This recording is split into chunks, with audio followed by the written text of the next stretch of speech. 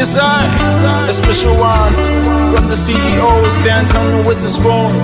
And your boy, Friday the Southern Band, charges on the beat. To the spoon to get your information. To the spoon to be part of our discussion. Spoon, spoon, spoon television. Spoon, spoon, spoon radio station. Spoon gonna tell you what is happening in Liberia. Spoon gonna tell you what is happening in Monrovia.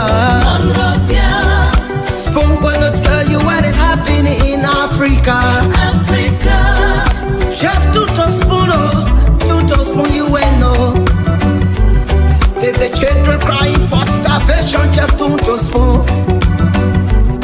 You want to get a news update, my brother, to spoon. You want to know what is happening, Monrovia, to spoon. Politicians want to make their decision, just to spoon. You want to know what happening in the ministry, to spoon. Yeah, to spoon. Yeah, to spoon. You from Vonjema, Maryland, to spoon. To spoon. If you eat kepan, gradually, my brother, to spoon. You got a spoon TV, you got a spoon radio, to spoon. To spoon. You wanna get a news update, to spoon. What? Yeah, Rastafari. Kilibamba, kilibamba, kilibamba.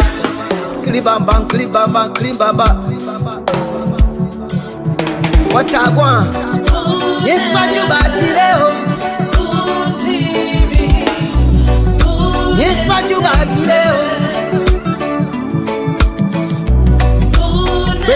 Beseku. Spoon TV. Spoon. Ba. Spoon. Skidibidi dabado.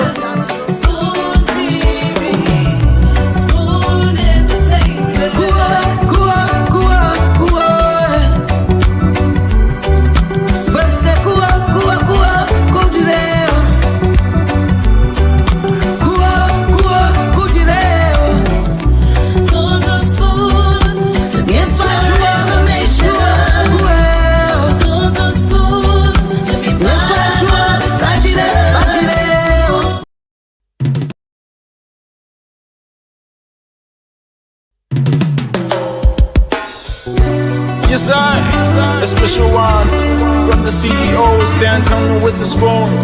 And your boy, Friday the Southern Band, charges on the beat. To the spoon to get your information. To the spoon to be part of our discussion. Spoon, spoon, spoon television. Spoon, spoon, spoon radio station. Spoon gonna tell you what is happening in Liberia. Spoon gonna tell you what is happening in Monrovia. Spoon gonna tell you what is happening in Africa. Just to spoon you will know. If the children crying for starvation, just to spoon. You want to get a news update, my brother, to spoon. You want to know what is happening, Monrovia, to spoon. Politicians want to make their decision, just to spoon. You want to know what happening in the ministry, to spoon. To spoon. To spoon. You from Vonjema, Maryland, to spoon. To spoon. If you eat kepan, gradually, my brother, to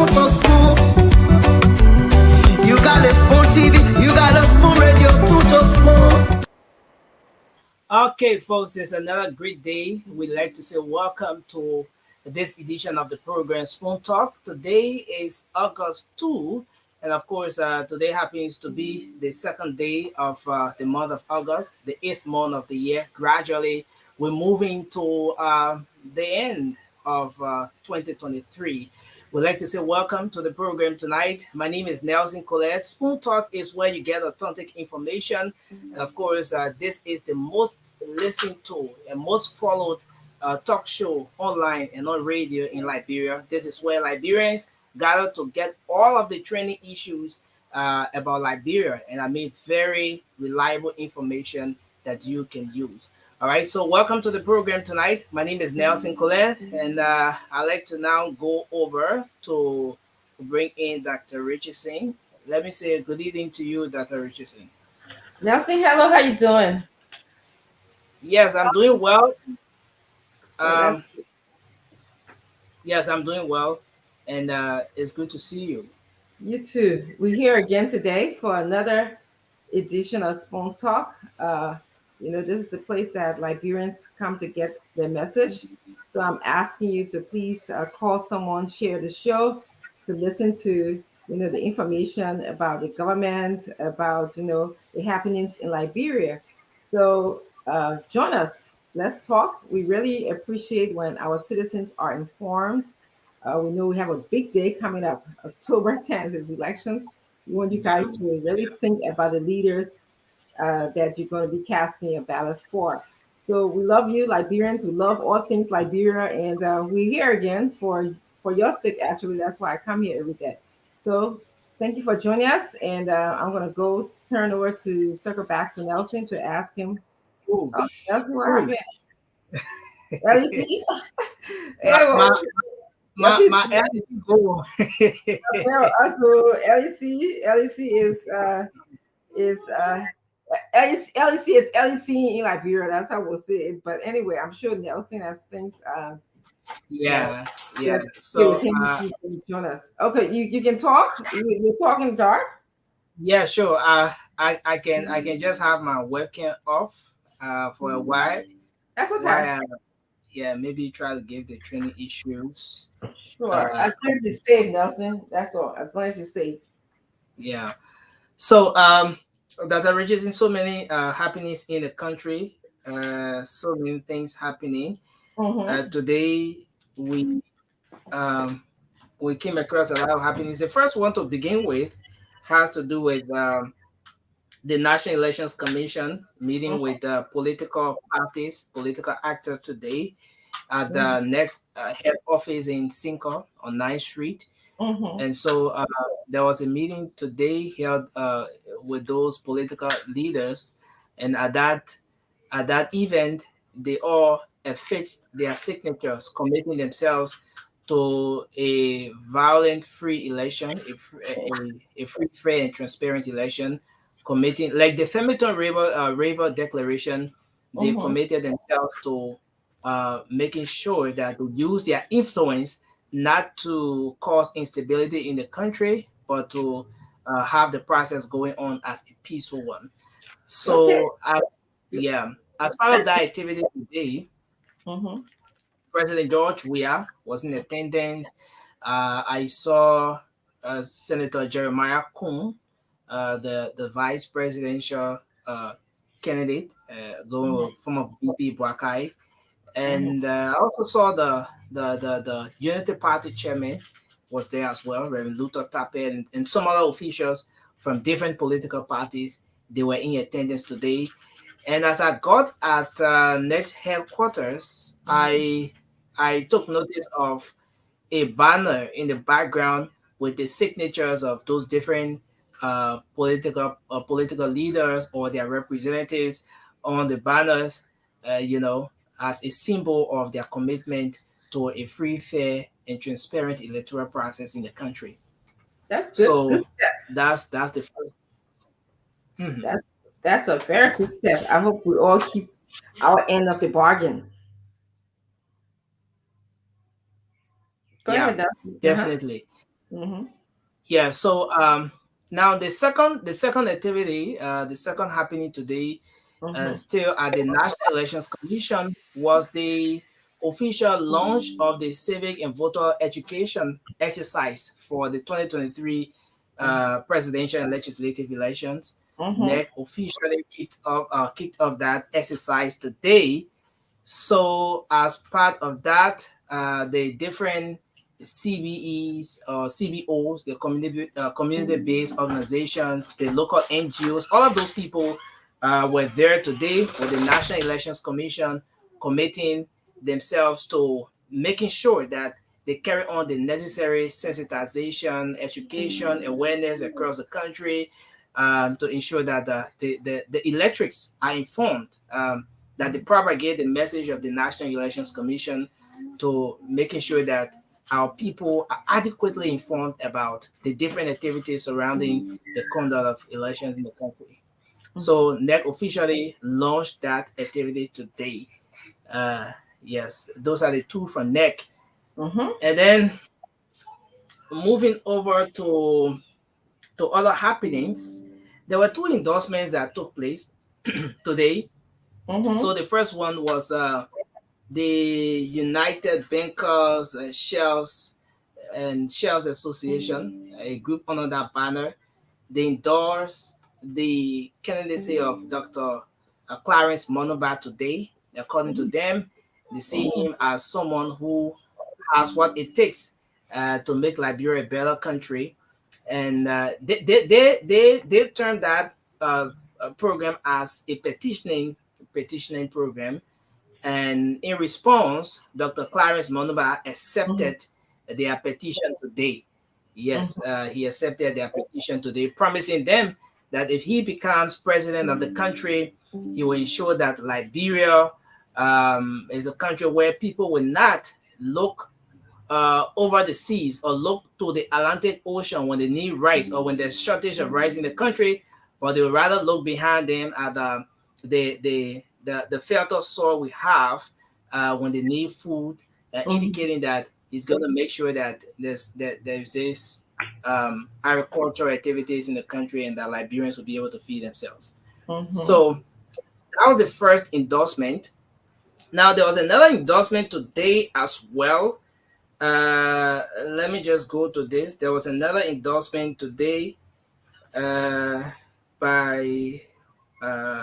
come here, let me get it right. Okay, but Dan Sai is the chair or the head of the Rainbow Alliance. He's the former LWSC boss.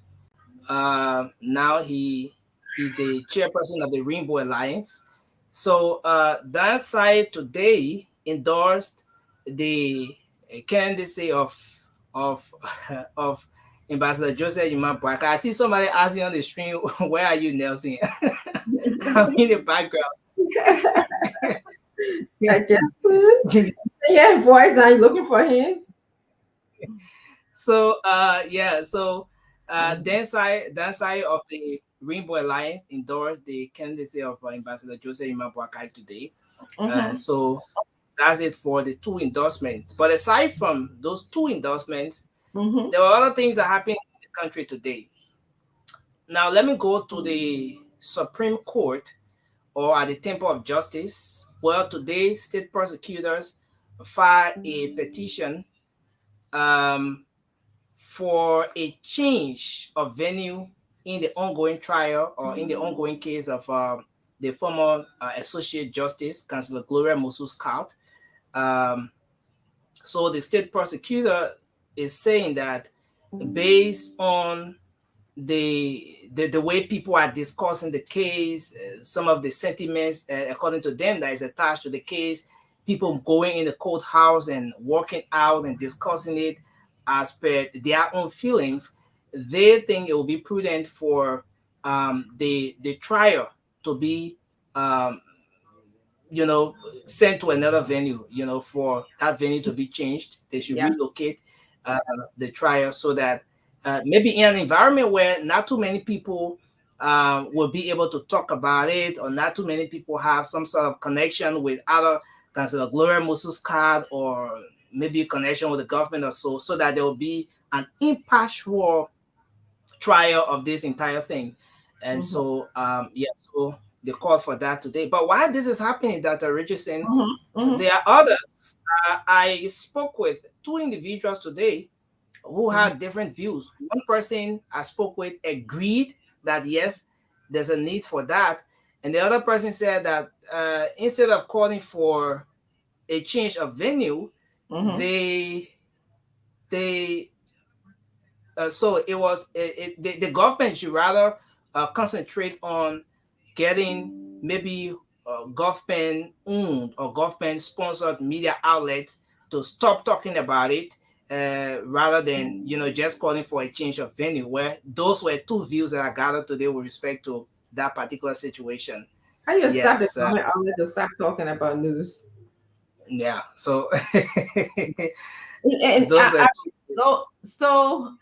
it'll be interesting, Nelson. Like usually when a change of venue happen because of legal reasons in Liberia, I wonder where do they go? I mean, Kakata, Nimbanga, Nimba, Bommy Hills. Well, Bommy Hills are a little bit too close. Cape Mount. I wonder if those are places that they might decide to go. Yeah, and provided if their call is agreed to, then now the judge or the presiding will decide then where next they relocate the case. Yes, so if that is something they will agree to, Mm-hmm. yes, Yeah. yeah. So so now the next one I wanted to go to very quick. Mm-hmm. There was a development from Monday Mm-hmm. about an individual, an individual who uh, chopped, used the cutlass and wounded two minors. Those two minors happened to be his own children. The name of the individual is Moses Cole. So Moses Cole chopped his two children, a boy and a girl, For what? on and he did that according to him because the two children attacked him spiritually. They attacked him spiritually, and so because of that, he used the cutlass and he chopped them. He wounded them severely. The two minors are right now at the John F. Kennedy Medical Center where they are being attended to. They're getting some medical attention. But Dr. Richardson, why this is happening, this individual by the name of Moses Cole is right now regretting his action.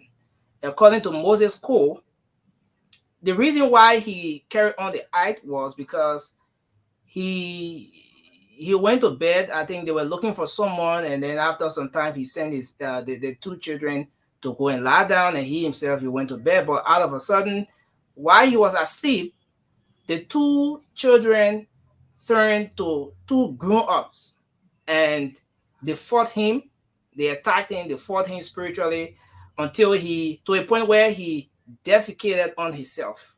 It was a fierce fight. He was even showing some items that got broken as a result of the fight. So he said in retaliation, then he decided to take that action, but he's regretting now. And yes, he's in police custody as we So, speak. so Nelson, I have some questions though. Is he Hmm. is he out in the public or in his environment, or because he he wanted his two children? No, he's not out. He's in police custody as we speak. The police Oh, has okay, taken him. okay. I'm sorry, I didn't hear that part. But Yeah. while he's in police custody, Mm-hmm. while he's in police custody, he's now regretting his action. Yeah, he's regretting his action. He said he would never have thought of wounding his own children, but due to the spiritual attack, the two children turning, to grow up spiritually and attacking him, that's what resulted to his action. Yeah. I think So he needs an assessment. He needs some kind of assessment. yeah, yeah, yeah. So still on training issues from the doc. Let me give this one. So today there's a group calling itself a cross section of Christians in Margibi County. That group is calling on voters across Liberia to reject all sanctioned individuals, people who have been enlisted for sanction by the U.S. government. The group is calling on all electors across the country to reject them. According to the group, doing so would be a clear demonstration of their unwillingness to see this fight against corruption becoming a reality. So they went on further to even mention the name of former Minister Miguel, that even the people of Margibi County should reject him. And that statement was read by their spokesperson, one Pastor Maurice Fan. He read that statement calling on the people to reject those sanctioned officials. But not just that, he also called on, or the group also called on the government of Liberia to process those individuals to court. Now that they've been enlisted for sanction, the U.S. government has, raised some issues against them. The group is also calling on the government of Liberia to ensure that those individuals are taken to court so that they can be tried. And if they are not guilty, if they can clear their name through the due process that will be afforded them, then of course they can go on to participate in electoral activities. But other than that, the group is saying that all electors should reject sanctioned officials or individuals who are sanctioned and wanting to become representatives. Yes. So let me just conclude on this one. Many of them, but I'll just conclude on this. Yeah. So today the chairman of the CDC campaign, Commissioner Eugene Nangwe, the Maritime Commissioner who is on leave now, called on public officials, ministers, and all those top officials of government to exercise some level of political freedom, and not go after individuals working under them because they belong to different political parties. According to Mr. Nangwe, whether you are a minister, if you have someone working under you who is maybe a supporter of the of the Unity Party, of the ANC, or any political party, you should not get at them because of their political affiliation, but they should rather be treated with respect. He should send a message to the president, because remember that guy who attended Unity Party rally? Yeah, Councillor Cooper Kura. Yeah. He didn't maintain his job with the government, right?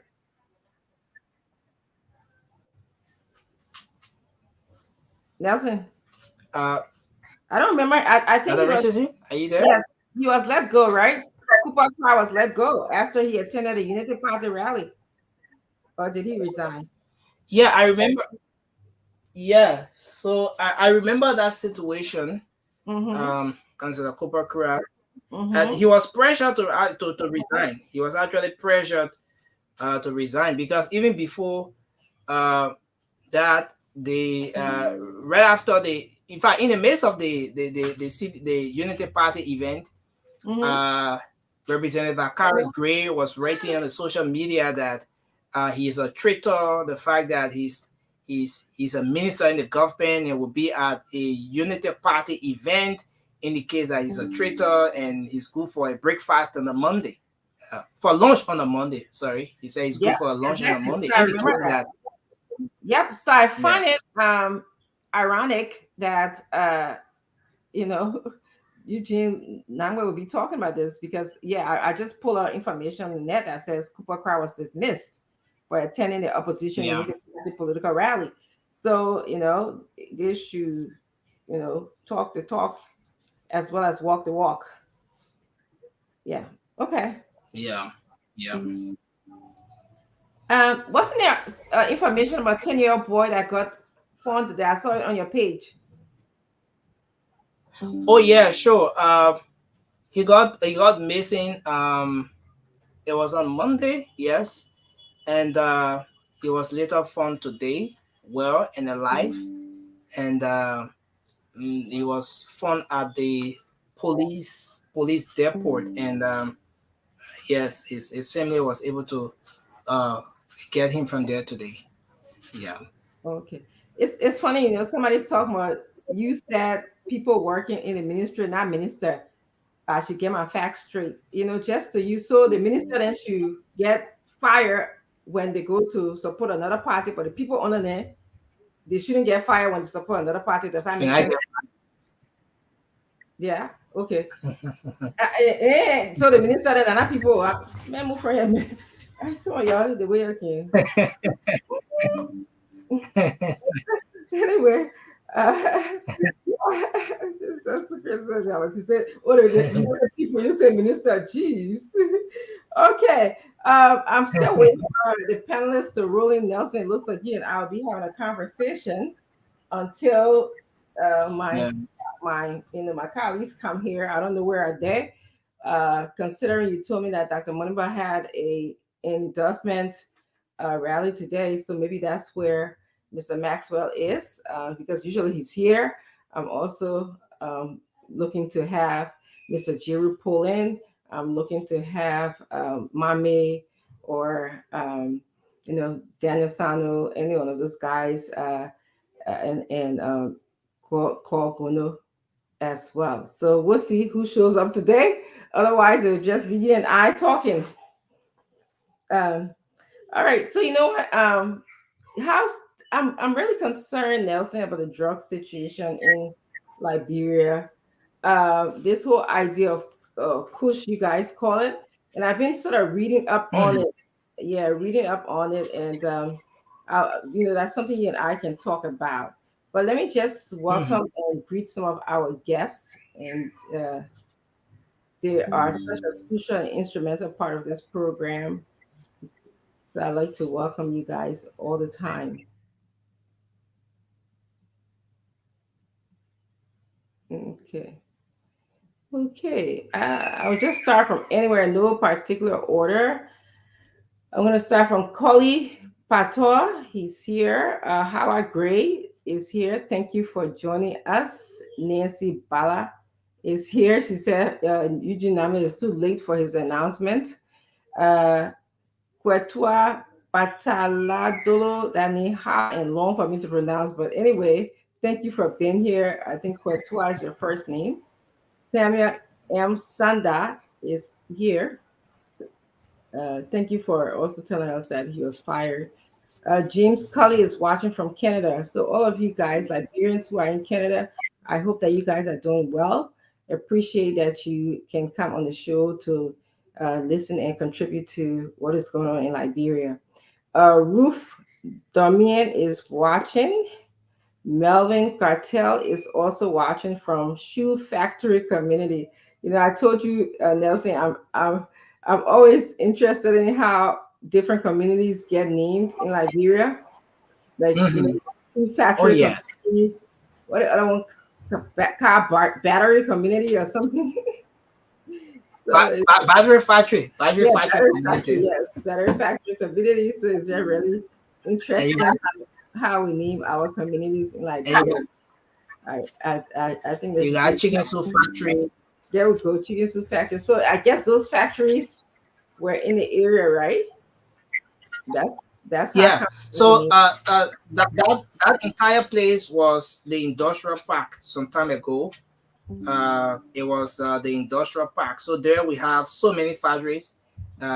Yes. So that's and as those factories were coming up, that's how the names, those places were being named after the different factories that were popping up there. So, for example, chicken soup factory, the battery factory, like where we have the Coca-Cola factory right now.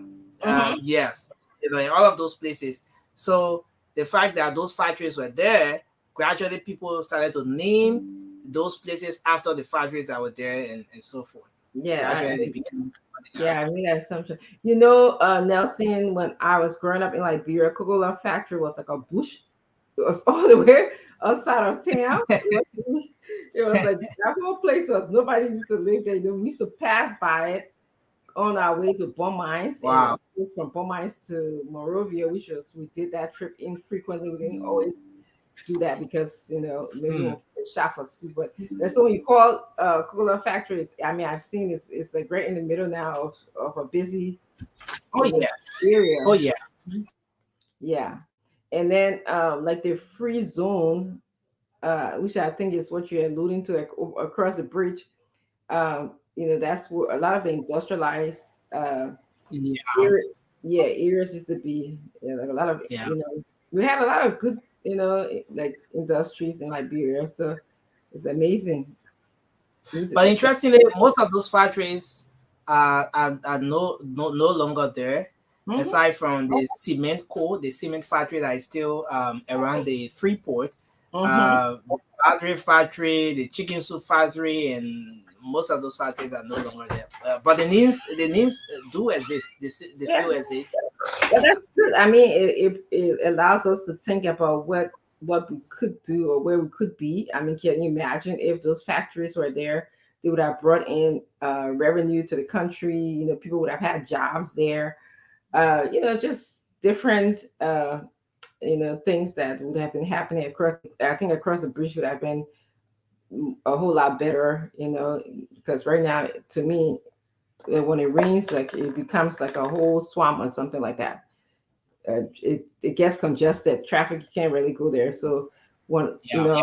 yeah, I live on that side of town, so I usually make sure I get home by 12 o'clock, because if I any other time I'll be there until 10 o'clock at night. So in traffic until 10 o'clock at night. So I really, and which is horrible, because I either sleep in town if I got a lot of business to do, or I get home early. But once I'm on that side of the world, I don't really go anywhere. We got everything on the other side of the world, so we don't really need that. So Sebastian Harsha is here. He asked me what is the topic for the day. Sebastian, I'm waiting for my colleagues to roll in. James Linga is also here. Uh, Babe Savage is here. Oretha Adole is here. Uh, Michael Carey is also here. Prince Jimmy, thank you for joining us. Clarence Benson, he's always watching us completely, always here. Nelson, I want you to be talking. I have to make a few phone calls, okay? Just be welcome. Can you welcome some of my guests? Okay. Yeah. Let me welcome some of them. Can you see them? Oh Because yeah. I see everything. I can see them, guys, but they can't see me. yes. Guys, we have to give Nelson, a lot of kudos today. I mean, this is commitment. This is like, the epitome of commitment when he's even don't have any electricity, but here it is. He's still able to, bring spoon to you. And, so I really, actually, I think your strength and all of you guys there, how strong you guys is what keeps me coming. All right. Go ahead, Nelson. Let me make some phone calls. Okay, thank you very much. Philip asked Nelson, why are you hiding? Let me start with you, Philip. I'm not hiding, but I ran out of electricity. Ayo Prince Kamara is following. I see May King Gibson is following as well. Martha Sui is watching from Minnesota. I see Moses Harris. Moses Harris is following as well. He says, no matter what CDC do, we will still follow Spoon Talk. Thanks, guys, for the show. I see Samuka Kruma. He said, I'm following the show. Harris B. Anderson. Harris Anderson says he's watching from his residence in Freetown, Virginia, Liberia. Wow. I'm glad to know that we have Freetown here in Liberia. I see Edna Na is watching. Edna is following. I see Logan Stewart. He says, good evening, folks. I'm watching from Dupont Road, Painesville. Thanks for watching, Stewart. I see Sarah Storr. Sarah says he's following live from Kakata, Margibi County.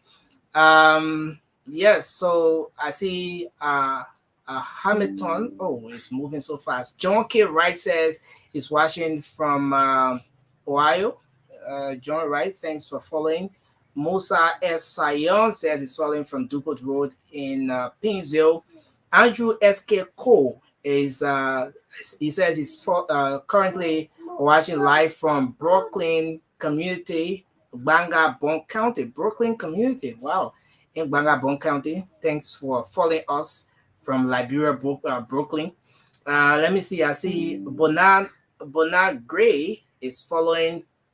Austin Noah is also following. I see Prince Famula. He says, "Hi, I'm watching from Chocolate City. A great job, Dr. Richardson. Thanks for following, Prince." I see Cho Man. He said, "Live from USA. Thanks for watching." I see Lincoln Gatter. Lincoln Gatter says he's following from Ganta, Nimba County. Thanks for watching. Wakai Kamara says, "Just getting on the show. Thanks for following, Wakai." I see Abraham Tama. He says, "Good evening. I'm watching from Police Academy in Pinzio. Thanks for watching." I see Fumba MCC. He says he's watching from Matadi. Thanks for watching. Dr. Richardson, once you're ready, I'll turn it over to you. I see Luther Wright Jr. Luther Wright says, "Hello, Spoon family from Old Road. Thank you for following from Old Road, Luther." I see it's moving so fast. Sam Bala says he's watching live from. Okay, Sam, thanks for watching. He says he's following from Liberia. I see Justin M. Barman. Thanks for following, Justin. Michael Travis. You said you're following from Gompa City, that's Nimba County. You said Royal Community. Thanks for following. Let's go back. I see Washington Cooper. He says he's following from Bar Park Town. I don't know where that is, but thanks for following. Momo D. Sengbe. Momo D. Sengbe, he's following from Kenya, Nairobi. Thanks for watching. Yes, I'm back. I just put a call in to see if some of the guys can come on. Okay. Forgot. But nevertheless, we'll talk about something important to Liberians anyway. And of course, you guys know it's a CDC, ANC program today. So since everybody don't want to be here, it's me. We'll talk ANC today, okay? So yeah, get used to it. Nelson, you laughing? So I want us to talk about Nelson. I want us to talk about Kush. I'm really troubled by the prevalence of the spread of Kush in our country. It bothers me a lot because I know what drug can do to a person, I know what it can do to a family, and I know what it can do to a country. Here in the United States, there's several drugs, and I didn't specialize as a mental health professional in that area because it's a hard profession to be in, because once you're on drugs, it's really hard to get off drugs. And I saw people just either deteriorate, meaning that their body, they just lost control of themselves. They didn't care anymore. They looked like they could sleep in the same clothes, go to the bathroom themselves. They didn't take care of themselves, or just walking the street. They're very disheveled. So it's hard seeing a person like that. It's hard seeing a human like that. Someone who, if you would have seen it before, because usually if I'm doing therapy with someone like that, which I did before, I had to do it because I didn't have a choice in terms of when I was doing my practicum, which is my internship and my residency. I didn't have a choice to go anywhere. They assign you to wherever they see fit or where it's available. So families will bring a picture of what that person looked like, and then I will see what they look like because I'm working with them, and there was a big difference. I'm sure. Look at the pictures that you have shown us, James. I'm sure you have some of that. You see how it's just don't care.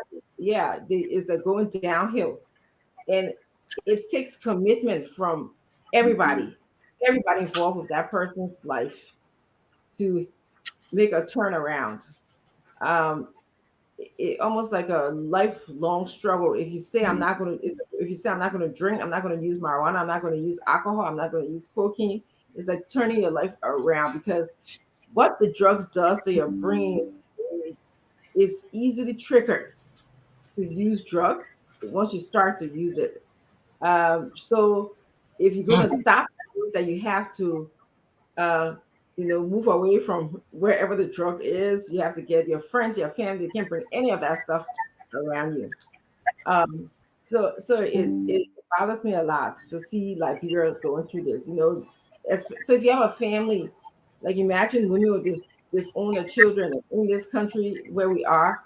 Usually, those children would end up in the state. The state takes hold of them because the mother, if no other family members are willing to take care of them, the state will take a hold of them because they're abandoned by maybe their mother or usually or father who was on drug. Um, Mhm. of course, the United States spends billion of dollars on drugs every year. They're trying their best to curtail it, but it's just difficult. So, so I don't want Liberia to reach to that stage. I want us to address it right now, if we can. Put Mhm. all the resources in place. Uh, don't wait until half of the young people are destroyed before we think about it. Um, Definitely. yeah, Definitely, Dr. Richardson. And I think you're right. Talking about the impact that drug has on even the family. Okay, I see Mr. yeah. Jerry is Yeah, go already ahead, here. sorry, Mr. Jerry. Welcome. We're talking about substance abuse today, so I think we'll roll on to you to get your opinion on that because it's something What? we're talking about drugs in Liberia, substance abuse. It's some, Substance abuse. yes, Oh, absolutely. The substance abuse in Liberia today, it looks like it is very, very alarming, beyond control. Um, there are three things to the substance abuse: those who bring it, those who allow them to bring it, and those who use it or distribute it. that's a good So summary. those who bring it feel that Liberia is a breeding ground. It's a conduit. So it's easy to bring drugs. Maybe security is not tight at the Rabat International Airport, at the waterways, because sometimes they bring it through Freetown and do they use the canoes and stuff like that, and could come through Nikutan. I have watched that twice before. Hmm. But the most important part is those who allow them to bring it. I don't know whether the government is not taking note of what is happening. They should have extra vigilance at these entry points so that people who are coming with these drugs, they will be arrested and the drugs will be impounded and confiscated or even burned. I see them sometimes they say they burn opium, but I don't know if they can burn the cocaine that they can get or all the heroin they can get. So that's two parts. But unfortunately, our children are being destroyed. They are victims. I see them as victims Yeah. of the actions of or the inaction of the government. The government has a responsibility always to protect its citizens. That's the primary responsibility the government has. Protect your citizens, protect the state, make sure that your citizens are safe. Even if there's something that if they have to get drugs, it should be very difficult for them to get the drugs. Even in the United States, with all the security, they do get drugs. People, Mm, drugs still come in. But at least there must be something that the government is doing to work against that. And yes. Liberia is not a big country. Mm-mm. Broward International Airport is the only airport that people come through. Is it Mhm. possible that we do a thorough search of people luggage, or Mhm. how can we have intelligence that would tell us what is coming in? Can we Mhm. work with Ivory Coast? Can we work with Guinea? Can we work with Nigerian security? That when they Mhm. see something and they're not certified, they can tip off our security so that they can do more check. Those are things that the government is not doing. And somebody told me the other day, say, my man, I heard you talking about the drug business the other day. But the people that supposed to protect the poor, they decide they are using drugs, so they want for the drugs to come here. It looks Mhm. funny, but it is true. Because if I'm using the drugs, if I'm the one that also using the drugs, I want for drugs to come. I will not do anything to stop it. So for me, I'm really appalled. I really feel for our children. They are the victim, and because they Mhm. are the victim, we're not going to blame the victim. We're going to blame those who allow these things to happen. And we call on the government to continue to do everything in their power. Unfortunately, the other day, my piggy mommy said, "You're not able." They're not able. You know, it's true. They're not able. You're And not able. you know, especially for a government that is saying that they're going to work with the youth, you know, it amazes me that they have not even really put in strong, you know, strong preventions because They are even using the drug people, the Zuko the need not to raise money and eat it. They yeah. go to launch a $13.5 million uh, case request to the Mhm. international community. Yes. And after they did that fabulous program, they did the launching. The Mm-hmm. first $1 million king, it didn't go to rehabilitating the youth in difficult circumstances.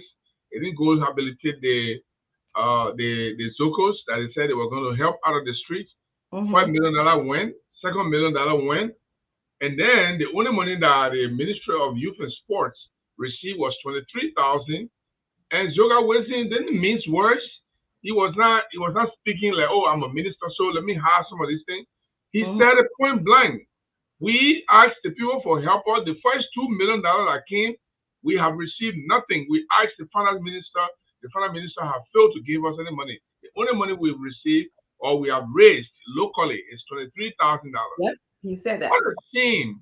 What a Yeah. shame! You use the poor children name to raise money, name to ask the international community to give you money. They gave you money, then you divert that money to something else. Mm-hmm. That's how shameless these people are. It is. It is. So you know, I wanted to talk about some of the things that I want our children, our youth, maybe parents that are listening to us, to talk about some of the things that might lead a child or person. You know, because it's not only just children. You know, adults are doing this as well. To use drugs and some of the things. In fact, the drug that are called Kush Yes. in Liberia. I've been trying to understand what it is, exactly what kind of drug it is, because it's so powerful. It reminds me of methadone over here. I don't know if you know, like when people use opiates, and so we give them methadone and Suboxone. Those are the two drugs to Yes. help them to help them. And so, Kush, when I look at it, some people think it's marijuana, but then some people think that it's opiates. Uh, Here's what I learned. mhm. The aluminum foil, the aluminum foil, they can scrape on the back of it, Mm-hmm. and that thing they scrape off the back. They say it's very very powerful. It's what they are using now. In fact, they are using different methods. I don't think they are going by the conventional drug. I think they got their own combination. I Mm-hmm. was talking, yeah. I think somebody was talking about 2 or 3 different ways that the people make their own things to take. So they got different ideas. They are innovative in committing crime. They are innovative in destroying themselves. So I don't think that they see opioid in America. They take you. Ghana, that one can do nothing again. Oh. Yeah, well, I mean, the effect of it reminds me of heroin. You know, Yes, yes, yeah. So yes, and so you raise a good point, Jerry, because if the children are producing their own and manufacturing their own type of drugs, then we in Liberia need to actually form a task force. We need to form some group to understand that, because we need to learn from it to stop it. We can't just be like, oh, you know, laissez-faire, saying, oh, okay, that's somebody else's child, so yeah. it's not going to affect us. It is affecting the next generation. So, you know, usually from working, and you can, you know, from working with just a lot of people that do drugs. I don't work specifically with them. It's too hard for me to do that job. It's really hard for me to do. I didn't choose to specialize in them. But in our field, we got people that specifically, you know, some people know they call them the tough love doctors, because when you work with drugs, you got to be very, very strong and tough. You can't bend rules with them, because if you give them a little bit, they're gone. They're gone. So usually when people are recovering, what we call the recurrent drug addicts, I don't mind seeing them one on one. Like, I work with a young man who was he was heroin addicted, lost everything in life. His wife, children, I don't, he don't even know where his children are. He ended up living in one bedroom. He's in his 60s. So he ended up, just living one bedroom by himself in a regular area because everybody ran away from him. Hmm. And even during those times when he was using drugs, it's amazing. He said, "It's amazing I'm alive." He would tell me that he would go into drug houses, meet women, and just, he doesn't know whether the person have HIV or not, but just to get high. That's how powerful drugs are, you know. Look, if I have taken that before in my life, then I would know what the effect is. Unfortunately, I don't know how it really treat these people, and that originally I don't think I want to know how it treat people by testing it or trying it myself. But I don't know. Our people, we are poor people. We don't have in America here. If you are on drugs, they got treatment center. Absolutely. They got ways to detox you. They got so many different ways to do it. Our Mhm. people don't have that. And once they are inside, and they are going all the way in and in and in, and some of them die out of it. Some of them they become useless. I don't know where is the program? Where is that program that our government will look at and say, okay, let me give you an example of what Fidel Castro did in Cuba way back. He, Mhm. he believed that there were a lot of criminals on the street. So what Mhm. they did, they built a camp and they have carpentry, they got different trades. So when they catch the criminals, they take them there, they educate them, they make them to be, you know, able to work or do something for themselves. They train them how to do plumbing and stuff. So Mhm. at the end of the day, when yes, those first people that they send there, they became very productive. They were not taking drugs anymore. They were not committing crime anymore. They were doing their job. As a result, it was easier for others who are even criminal to willingly go into the program. So Mhm. I think if the government, with all the money they can steal, if they put aside $500,000 every year just Mhm. to have maybe 10 rooms and a compound with training and put these guys in there, make sure that they are far away from drugs and get them trained when they come outside. Some of them will be facing our plumb our water. Some of them will be facing That's our life. Some of them will be that's true. building our houses. But nothing Mhm. like that. It's just so sorrowful that Yeah. the government doesn't care at all. And that's I why this government need to go. I think it is the mentality that we have in Liberia about, you who don't conform to rules, we call you grown up person, we kick you to the Yes, wayside. yes. Okay.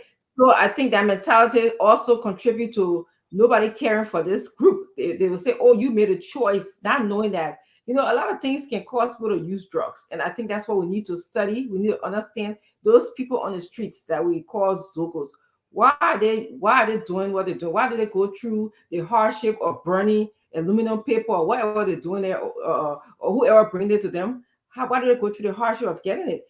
In this country, we've done all of those studies. We know, like, for example, we separate those who have mental illness from those who truly drug dealers, or those Yes, sometimes there's a yes, combination, we call it yes. comorbidity, people with comorbidity. Okay. So a lot of times people, sometimes children just get tried. Let me try it. Peer pressure. If you peer pressure, go one side. If you mental illness or you something, you go on one side. The people with peer pressure are the people that you can put into something like camp and say, Yes. because there's peer pressure, they're bored, they're rebellious. Yes. They want some people want to get in the rebellious stage of life, usually that teenage stage of life. They just want to try something different. Some people, and then some people are just born to be thrill seekers. They just they just like to try the things that you tell them not Yeah. to do, Yes. which is human nature. Absolutely. It started from Adam and Eve time. Eve was doing something she was not supposed to do. So that's part of our human nature. And then of course some people, a lot of times you see people who maybe when they're grieving, when they lost somebody in their life, and they want to They just turn to substance abuse. yes, they turn to substance abuse.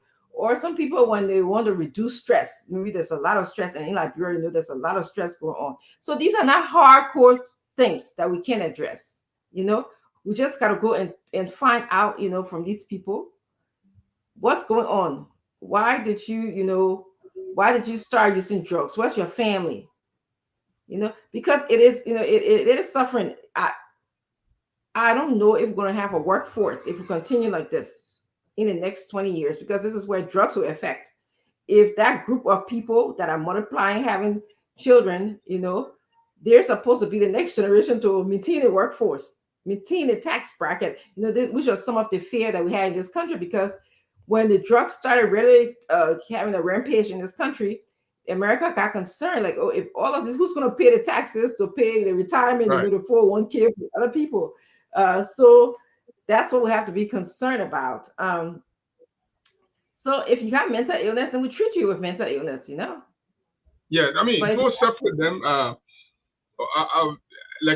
I did traumatic brain injury. They call us traumatic brain injury experts, but I don't call myself expert.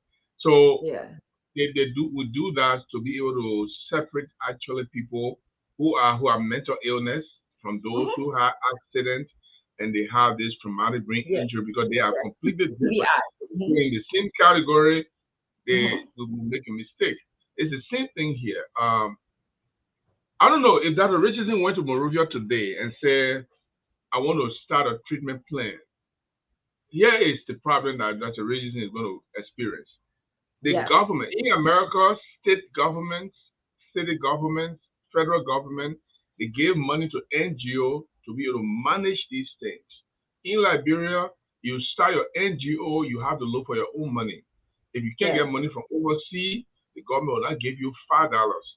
So, but if the Yes. government cannot take care of the people in the street, then the government need to fund NGOs that are helping to do these things. Somebody can start a treatment plan, a rehabilitation center, detox center, and the government Yes. say, okay, we gave you $25,000, and you have this number of people to cater to. We will, at the end of the year, we evaluate your program and see where you succeeded, where you didn't succeed, and we can give you more money. It's not like that over there. Government doesn't care. You're not doing a thing. You're not helping the poor. You're not giving poor money. They are only interested to line their pockets. If that will line their pocket, they will take any money they want to take. But they don't care about the welfare of the people. And these people who are taking drugs, they have different reasons why they take it. Some took it because, like you said, they have divorce. My wife divorced me. My husband divorced me. I turned to liquor. Liquor can't make it. I turned to drugs. Oh, Yes. I don't have a job. I'm bored. And so I went to visit my friends, and my friends then offered me this, and I took it just to protect my family. So there's so many things, so many reasons why these people take drugs. But those reasons will not matter if the government is putting money into helping them. If you have $2 million, it can do a lot. If you ask for $13.5 million and the people give you $2 million, that $2 million, if you start to do something good, the rest of the 13 million will come. But again, the first 2 million, you eat it. Now, the other 13, the other part of the other 11 million not coming because you ate the first one at 4 cents. You didn't do what you say you were going to do. The youth are still in the street. They are still, they are still not being catered to. And thanks to Darius DeLong, he tried his best as an individual, collaborating with other, city officials, and they have a treatment plan and they have a rehab center. They are doing well. I think they just graduated some of their people. Yes, we saw that here on Spoon. But Jerry, so for me, I think that people don't see the connection between drug using and criminality. Okay, drug using and security, drug using and health. So what we found over here is like, when you use drugs, you can get exposed to tuberculosis, and those things are all airborne diseases. So, or you can get exposed to HIV. I mean, HIV is through transmission of fluids, but the people who are using drugs, you never know sometimes who they're going to be intimate with, and get exposed to your health, you know. So for me, it's very, very important that those are the reasons why the government need to get involved, because somebody in office want to get the drugs, to find out to finance the drugs, they need to maybe do something to somebody. Okay, they might need to. It's a security risk for the government, though. To even have all of these people, drug users in the street, and they are not being catered to, anybody can use them. Mhm. It can be used just to get some money to do it. They say, Germany, let's go do this, and they go and do it. I mean, you are totally right. Drug users, they don't care. HIV, they don't want to do protection when they're having sex. They can use the same needle. My friend used a needle and gave it to me. I can buy another one. I use the same needle. It goes through my vein, and then HIV. I'm contacting HIV. That's how these diseases even spread, because some of these drug users, we don't know who they are. Some of them they dread decent in the community, but they are the main drug users. Yes. So you have your girlfriend, or those of you who have girlfriend, you have your girlfriend. They may go and have anything to do with your girlfriend. He get any sickness, he pass it on to that girl, get pass it on to you. So all they do then, they see here, they say catch people. I will call nobody name, but they say catch people in government. Oh, because you're sharing the same girlfriend with people that get AIDS and they are doing drugs and not protecting themselves. So all of you are sharing the same people. Yes. Well, it's true. What you're saying, Gibson, and that's one of the main things that we get afraid of, the health implications. Like, again, it's not the AIDS, the tuberculosis, and there's other health illnesses that you can get, airborne illnesses. You know, if you high, you don't know what your reality is. Somebody could be sick and you'll be around them, you don't even know. Okay, right. So, and then of course, you know, the productivity which I talk about. We've seen grown men and grown women, responsible people in our culture, that are just doing nothing. They are just going to waste. That is not healthy. That is not good for a nation, you know. So we need our government, we need people to get involved. And you're right. The reason why I wouldn't go to Liberia to be a psychologist in Liberia or be something else, because the average the average amount that a psychologist make to take care of their family in Liberia is $150 per hour, and that's the low end. Okay, can you imagine? You know, who's going to pay me? Not only that, but there's certain laws, like you said, that has to be in place. You know, the people that bring the drugs in the country, the government has to show that they're they're highly interested in preventing drugs. For someone like me to say, because it's going to be endless, it's going to be no good if I'm going to go treat people and then somebody keeps bringing the drug. It's like going to be an endless cycle of going up. You know, it's not helping me. So we have to have laws. You know, I think we heard that the government just passed law in the country to go after the people who bring drugs into the country. I think that was a couple of weeks ago, which I think is a good start. And then, of course, we have to have this substance abuse and the mental illness separated. I think, you know, I went to visit Grand Hospital. They used to have Catherine Mills Hospital in Liberia before the war for people who suffer from mental illness. And now they only have Grand Hospital. Grand Hospital is about, I don't know the size of what. It's a one small, tiny building. I think they have only if I remember, 80 beds in there. And it's a horrible condition. I wouldn't even want to send my anybody to stay there, because the people that is sleeping on mattresses, just because you have mental illness, it doesn't mean that you be sleeping on mattresses. People it's just bad. Imagine if you think JFK, that is for people who have medical illnesses, sometimes it seems not to be a good place for people. Imagine if you have mental health issues, where they put you. Because we're calling crazy people in our country. So we need to, you know, beef up those kind of services in our country for mental health.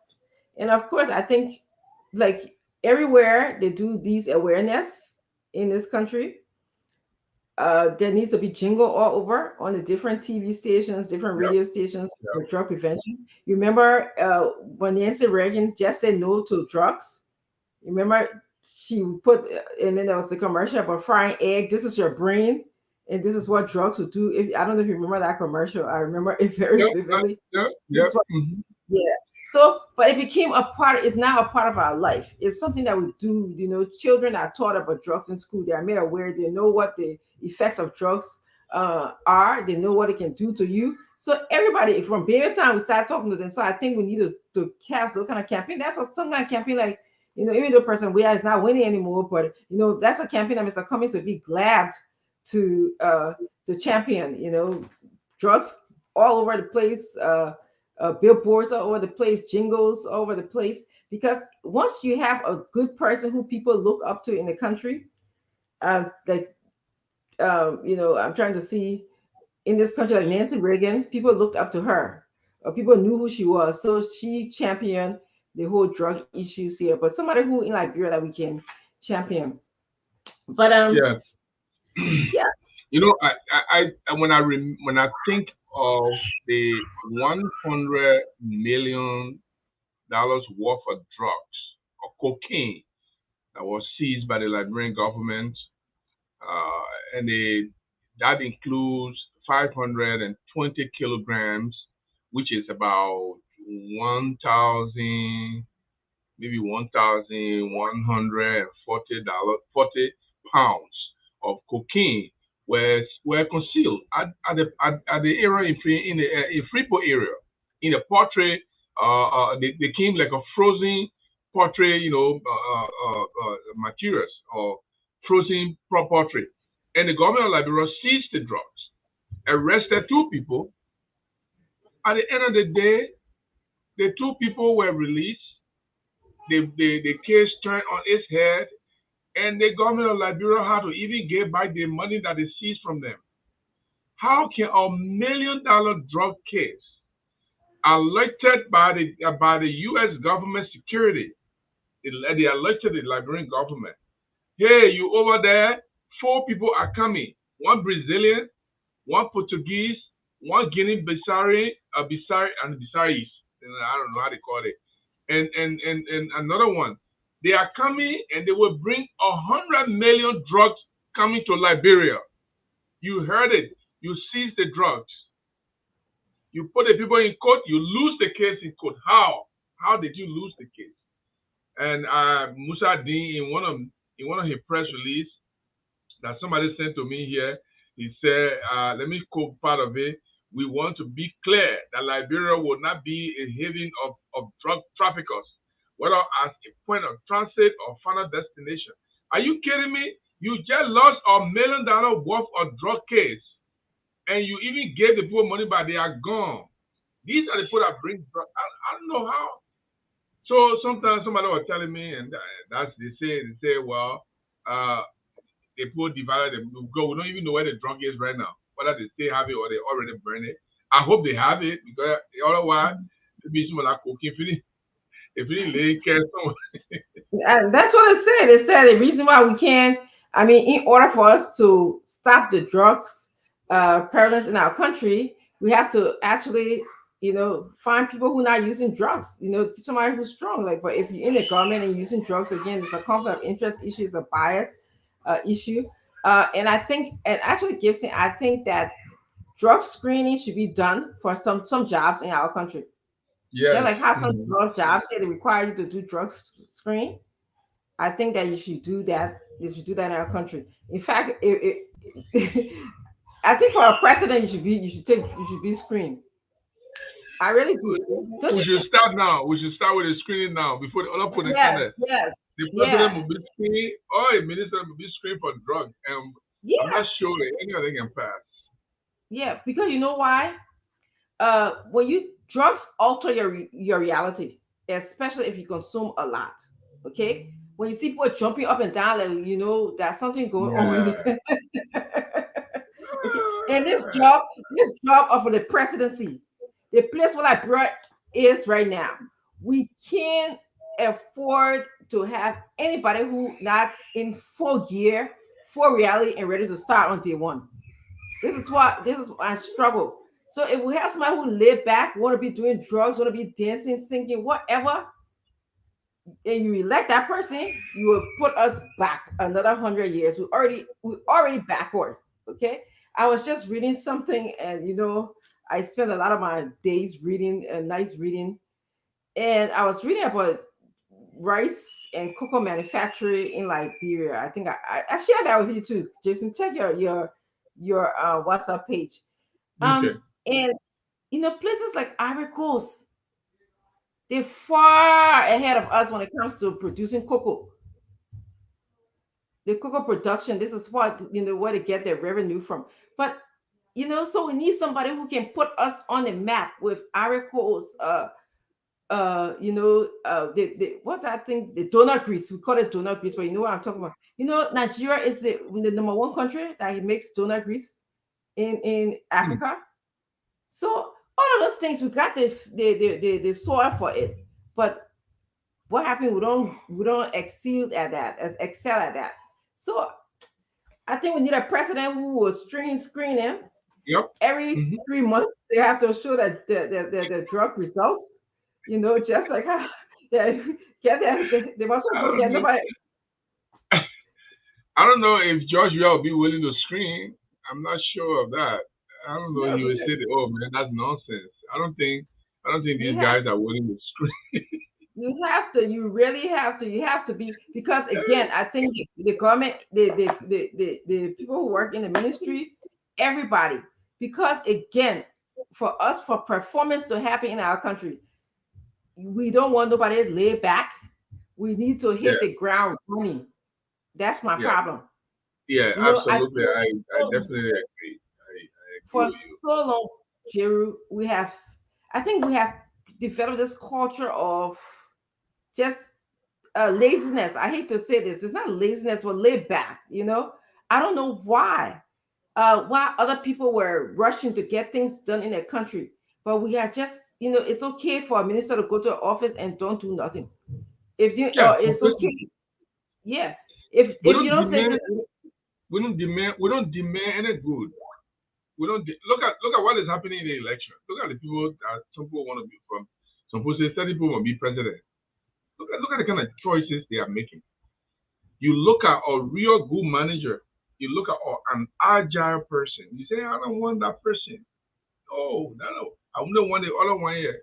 So the person who need can be when they get themselves from the city and need one break. That is fully one. Those are the decisions that our people make. They make decisions as if there's no tomorrow. They make their officials corrupt. They beg their officials until the officials got to go and steal money to give them. All the birthday. mhm, One day when you become minister, if Cummings become president, you become minister. You see how many people bring birthday invitation to you. When they're getting married, they're coming to you. Birthday coming, they're coming to you.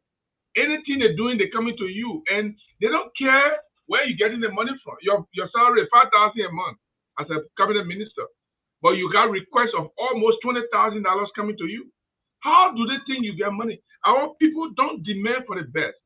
They always go for something that will not benefit the mediocrity. That's the problem our people got. And if they can remove themselves, why Ghanaians are pushing their ministers, their government mhm, to do better for them, our people they feel complacent. Oh, we yeah, got a few rules, and so it is all right. They may doing their best. We don't want people who are doing their best. We want people who are doing it. But that's yes. not. That's the job. That is your job.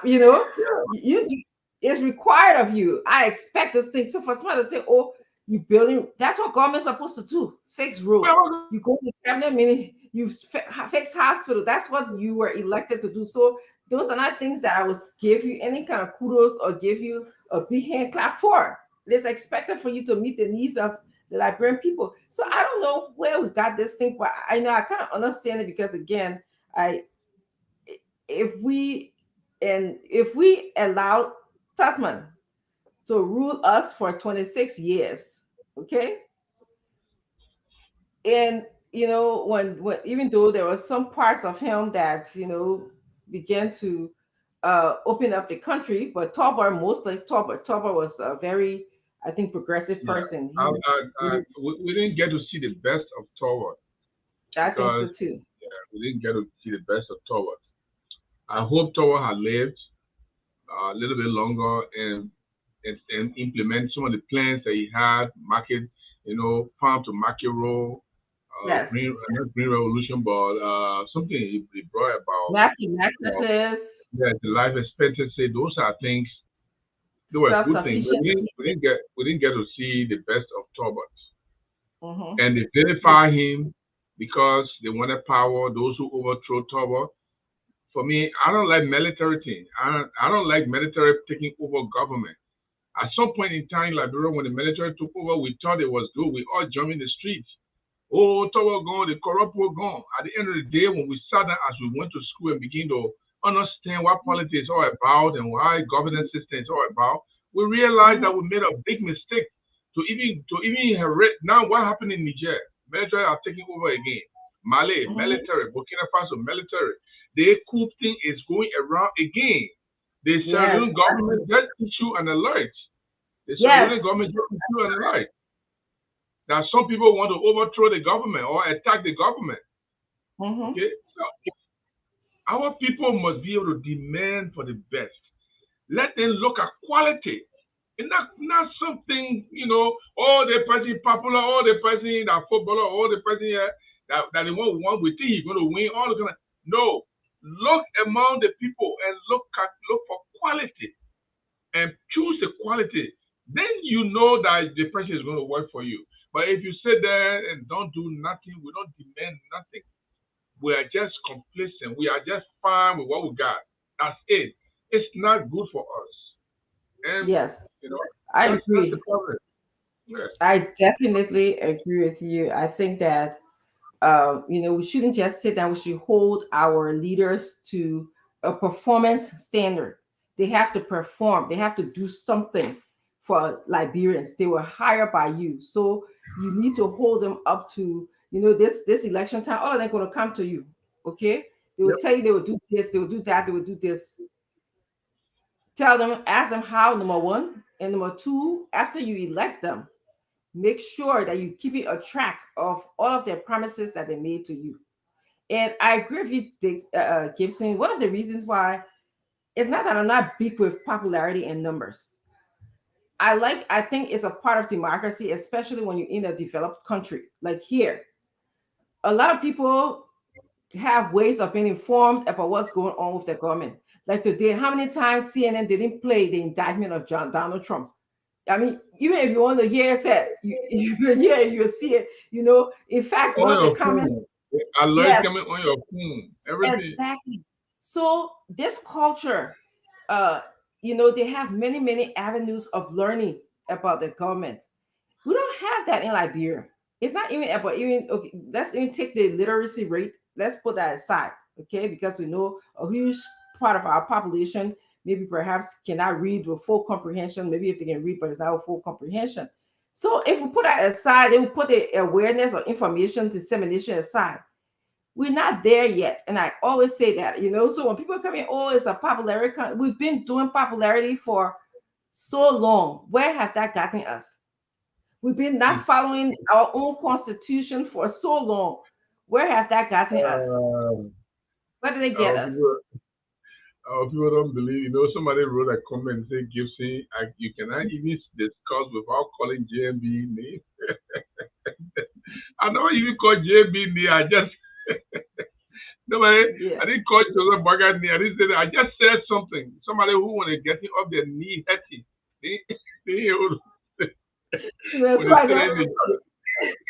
So I just text me and say, be careful of Tottenham. Tottenham thought that you're talking over there. What's wrong with these people? What's wrong with them?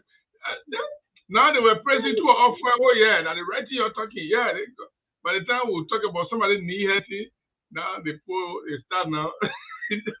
so here is the problem, and that's one of the problems. Let me bring you something about it. The problem our people have, they don't know who is a leader. They don't know what a leader should look like. They follow the wind. Become my friend, support this person, therefore I will support this person. When you set leaders, when you set all the political candidates down, you have to ask yourself a question. How much can this person do? How have they done in the past? What is their record? And you always saying it, but the poor, they don't, I don't know whether they hear you. You always say, JMB has no record. They make it show anyway, say, okay, when I was not in government, I did this, and it grew from this level to this level. When these people were suffering, I made sure that they do not suffer. There is no record. All of the political candidates we have, they can talk about their record, but JMB can't talk about no record. You will say, I spent 42 years in government. So when we're talking about it, don't get vexed. Don't get vexed because your decision you made and brought George Weah. Now you're crying for George Weah to go to replace you with Joseph Boakai. Peace be unto you. But we'll tell you we disagree. I will tell you I disagree.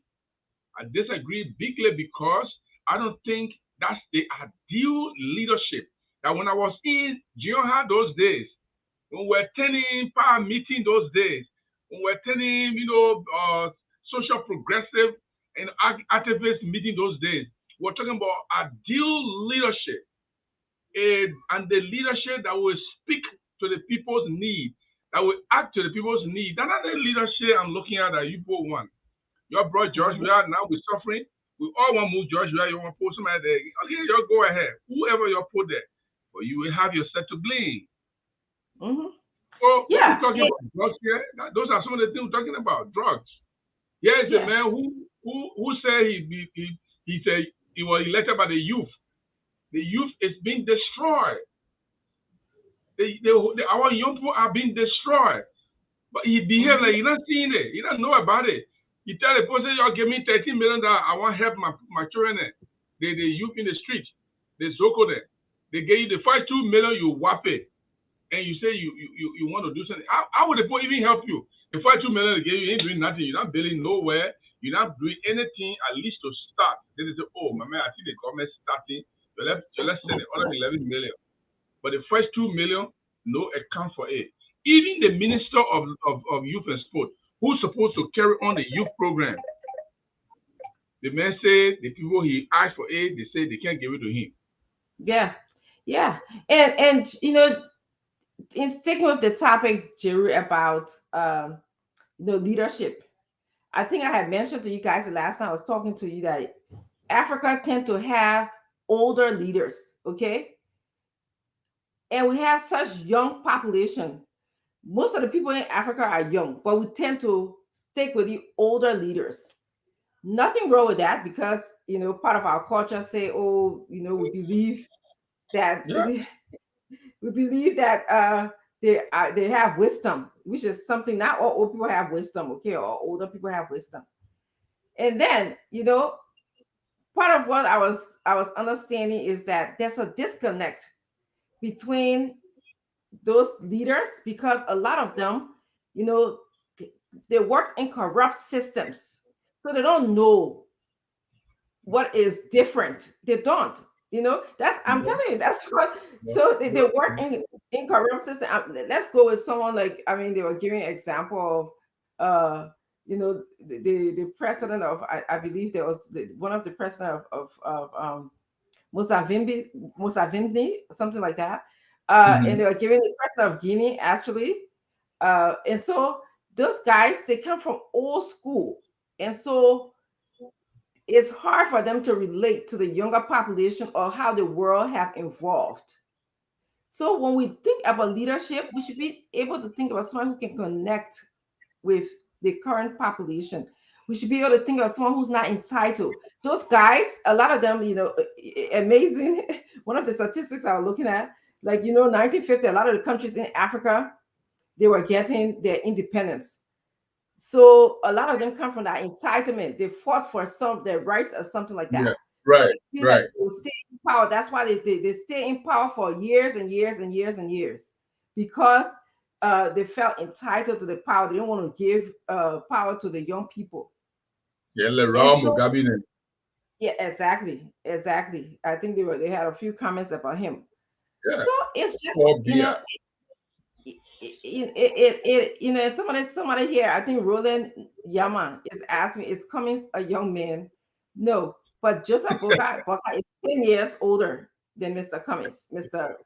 if you want to ask me that kind of question, I'm not speaking about right now. I'm talking about putting our country on the right path. I'm talking about electing someone who would look at performance, someone who can relate to the population. And and I use this example, Jerry. In as much as I'm, after 50-year woman, I started off learning computers on a brother's typewriter because Yeah, when I me went too. to Yeah, that what we yeah, do. when I You went don't to do. college, yes, we typed our paper and sent it in, and typewriters got better as time kind of went along. They kind of had a black and white screen that you can see what you type in and stuff like that. But by the time, I believe, when I was graduating from undergraduate, IBM, I believe, has started to infiltrate the Yeah, system, and so we had to learn that. And of course, when I went to my master's and doctorate, it was a whole different ball game. And by the time I got through and got into the classroom setting, a whole different system yeah, yeah, got started. yeah, All yeah, right. So, yeah. it's in order for us to get caught up with the rest of the world, we got to be in, you got to be informed. Like I have to get training almost every year. Like the end of this month, about not about psychology, about the different apps, the different computers. So when I walk into the classroom, even though I have my students teaching me because it will take some time, they all be up to date, but so it won't be strange to me. Mhm. And this is why, I think I told you the statistics. In the developed country, the average age of a president is 52, because they can kind of connect, relate, or they know where to find the answers. That's another thing. Being a leader, you don't have to have all the answers. You can know, you got Yeah, resources, you can utilize your right, resources. right. Mhm. But you have to know the resources exist and what the resources are, and figure it out in order to get your answer. And so, even home, my youngest child, every time I won't find us on the computer, I ask her, this is how fast these kids' mind are. And all I want is for Liberia to be up to date. I want our children to learn. I want them to be, similar and up to par with the children in the other world. And how we're going to do that, we're going to have to hold our leaders accountable. We're going to have good expectations of them. We're going to be very involved in this whole election process.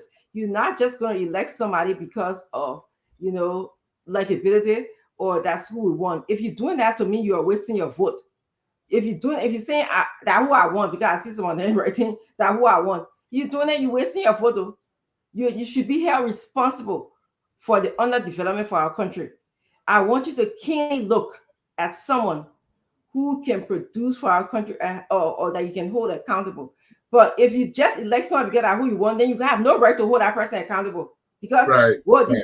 because regardless of what they did, that who you wanted, regardless of who they were, that who you wanted. So Yes. you are held just as liable for the underdevelopment of our country, the undermining of democracy, as other people.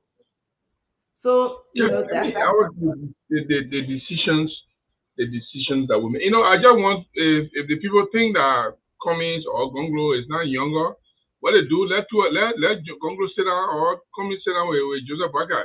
And say, we count 1, 2, 3, everybody must get up. Let's see who will get up fast. If we not hold Joseph Bagai head of waking up, I will stand there and say, you have 1, 2, 3, get up. Let me see whether Joseph Bagai will get up. So you can't talk about Cummings is not, well, Cummings is, he can be called a young man, but he has agility. Gongo is not a young man. Gongo is 60 years old. How can you say a young man? He's not a young man, but he has some agility. He got ability. Gongo has, they're coming from the southeast. Gongo was there before Gongo coming went there. Like Joseph Baga, go there and let's see where you're going to come with southeast to go campaign. So there are certain more limitation on you when you find yourself in that. Look, we all respect old age. In America, don't go there and seniors. When you parking somewhere, when they don't get parking space, you can move around, they go park. When you somewhere, you pushing your cart, and you see them, you gotta wait, let them pass before you go. We know what senior citizens are. We respect our senior citizens, but our senior citizen must sit in the senior citizen seat. If you want to come and compete with me, Then you not see your citizen again. Then we'll call you different thing. And if you can't make it with us, then we'll tell you that you can't make it with us. So those who are behind Joseph Boakai, good luck to them. I will support And Magonglo. Whether he and, wins, and whether he doesn't win, we'll go and support him. yes, and the thing about it, to me, I categorize my support for Mr. Cummings as, I'm doing my best, for a better Liberia. I'm not just sitting there and feeling entitled. And if Right, I win or right. lose, at least I've upheld my expectations for a better Liberia. Okay, win or lose, I held my expectations for a better Liberia. And like I spend a lot of time thinking about this because that's how I am, Jiru. Just imagine if you had not traveled to the United States, Right. or traveled to other parts of the world. Just imagine, I have family members in Bon County or Makibi County in really like villages and towns where there's no electricity. When I go there, I sleep in, house that I built with mud.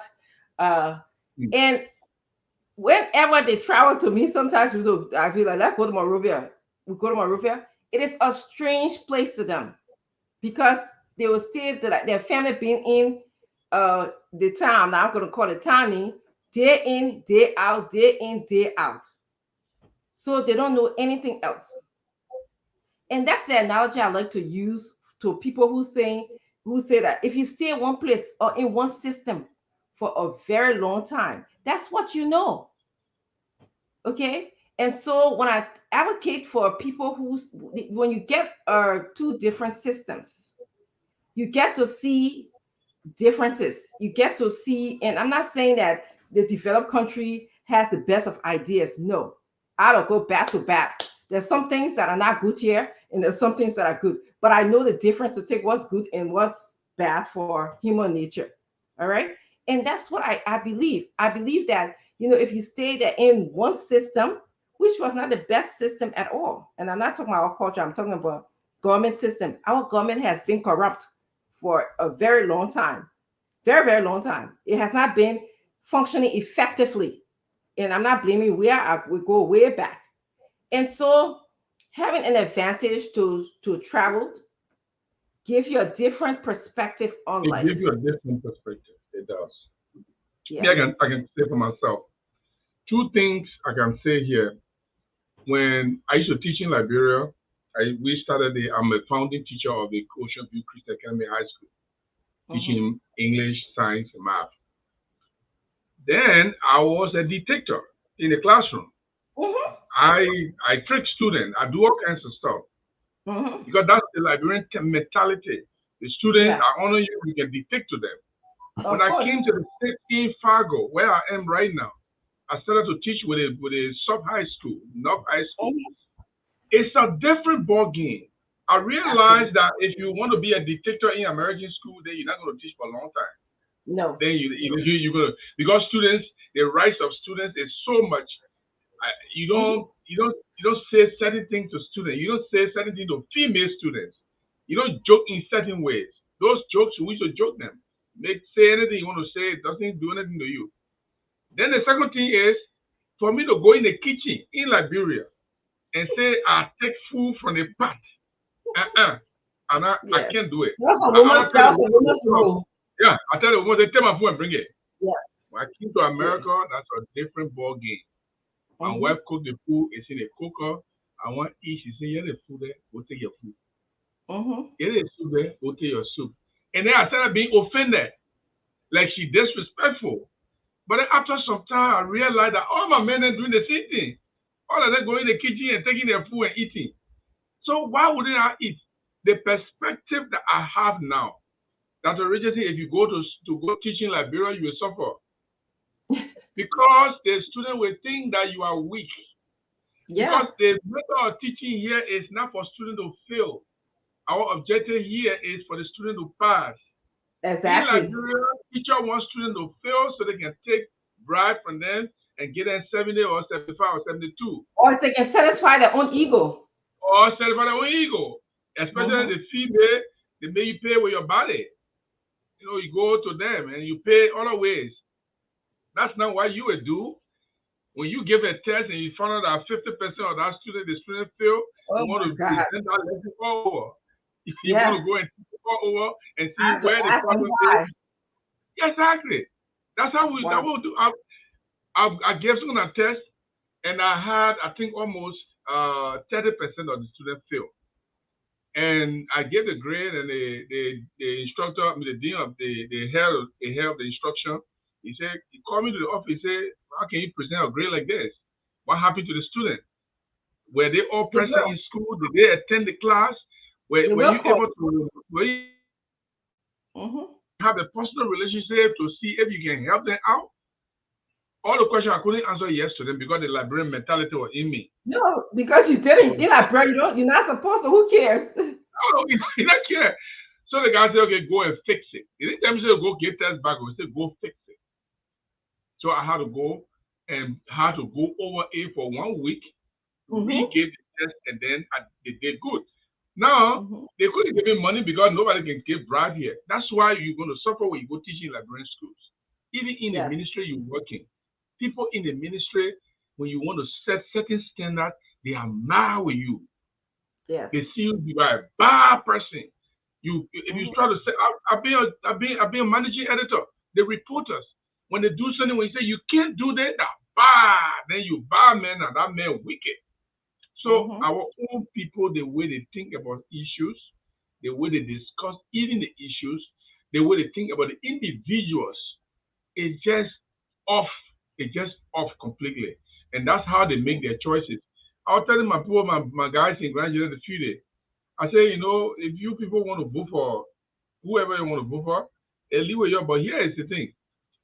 All the people you voted for as representatives and senators, they are not capable. They're not doing nothing to change your life.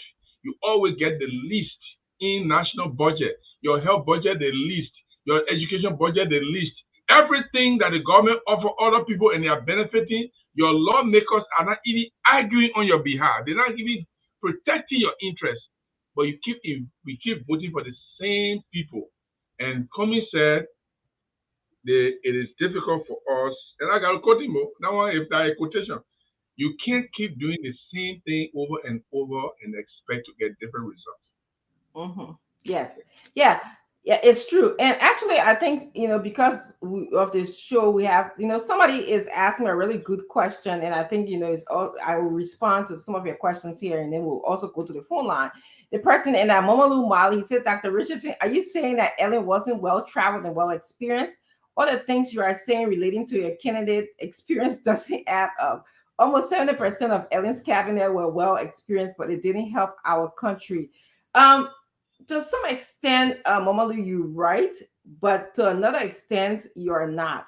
Ellen first term, if you remember, okay, she made a transmender transformation in our country.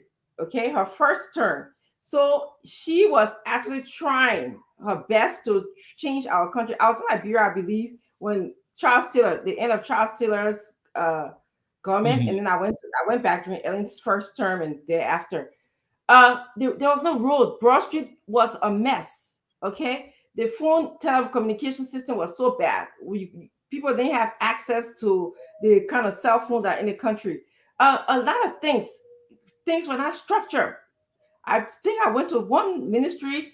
It was so dark in there. The minister wasn't even there. They didn't come to work because there was not structure. So, moment when she came in, because of her being exposed to a different system, she did her best in the first term to implement, to carry out those systems. Her second term, I can't speak about that because I think, again, once you drop the ball as a leader, it trickles down to your to your subordinates once you drop the ball. So you're right, and this is why we have to hold our leaders accountable. We shouldn't treat them like God. After Ellen first term, her second term, Liberians started treating her like God. She didn't, that she was the best president, which at the time, she brought struggle to our country. But you still have to hold her accountable. You can't And the legislature didn't. Mr. Molu was here, and I follow up with him. He said that the legislature, when he was doing his audits, they kind of prevented him from even going full force with his audit. So the people who were supposed to check Ellen, they didn't do that. Okay, You know, they didn't do that. you are so right. You are so right. I mean, we can't take everything away from Ellen. I didn't like Ellen, and it's part of the reason I didn't like Ellen or trouble. I mean, I let her tell my thing the truth. I gotta tell the thing. They will say, trouble. I didn't like Ellen. So that part of the reason I don't like Ellen is I can call her my friend. There's some kind she's a mentor because many times I did a lot of work for Ellen. I can tell anybody. We go to Abidjan, we meet her there, we have interview, or we come back here and publish stories, and she show our idea of propaganda, how to to propagandize the Taylor regime. Some of the things we did all of those for Ellen. But certain time I just feel like, and that was trouble. So I can't hold her for that. Be able to hold Ellen accountable, but at the same time, there are some things that she did that were good. And like you said, in the first term, Ellen tried to put the system in place. Today we have the LACC, we have all the different agencies, structure, trying to structure things. But you know what? That's the reason Liberian people, they can give you the audacity to relax. They give you the audacity to relax. The people are not demanding for more. Once you do one or two things and it pleases them, they are relaxed. They are relaxed. They're not going to go any further. So Ellen made a mistake. Like you said, she dropped the ball. So for instance, one of the things she used to do is Senator King, she said all the cabinet ministers should resign and then to reapply. What was the basis of that? I never get it today. All my ministers should resign and then reapply. I never get an idea. What was it hoping to achieve? I know that she was behind Kofi Woods and it gave Firestone hell. Today, Firestone has its own union. Okay? That's part of her job that she achieved. Little things there, here and there. But Ellen dropped the ball, like you said. It's the same way. Liberian people, once you're doing something, they like it, they're not talking, then the rest of it, they just drop the ball. Ellen dropped the ball. In the second term, she just messed up. And I don't think it was because she didn't know the difference between being deliberate. Okay, it was deliberate, or it was the fact that the legislature didn't, the people who were supposed to check her, the citizens in the legislature, maybe they didn't work with her. So I just want to put that out there for who was asking. Right. Then I see another person say, well, George Weah traveled. I knew that question was coming. George Weah traveled, so why is our country the way it is? There's a difference between traveling and working within a system than just building a system. Okay? Exactly. So when I see George Weah was in the system. I don't see him as working in the system or contributing to the system. George Weah was a soccer player. He was a football player that got landed in a system, whether it was French, Europe, and just work according to the system. He is not like Mr. Cummings, who had to work through a system to rise up to understand the workings of a system, or even myself here, who had to start from, case manager or maybe adjunct professor, because that's where you start from. And you kind of work your way through the system, you kind of know the ropes. Okay, what do I need to do to rise up as a case manager? Come to work every day. I need to make proposals. I need to suggest. I need to attend meetings. All of those things. I need to have my client productivity, because as a case manager, you go into homes, you working to go into homes, and the goal was to prevent our clients from going to the hospital.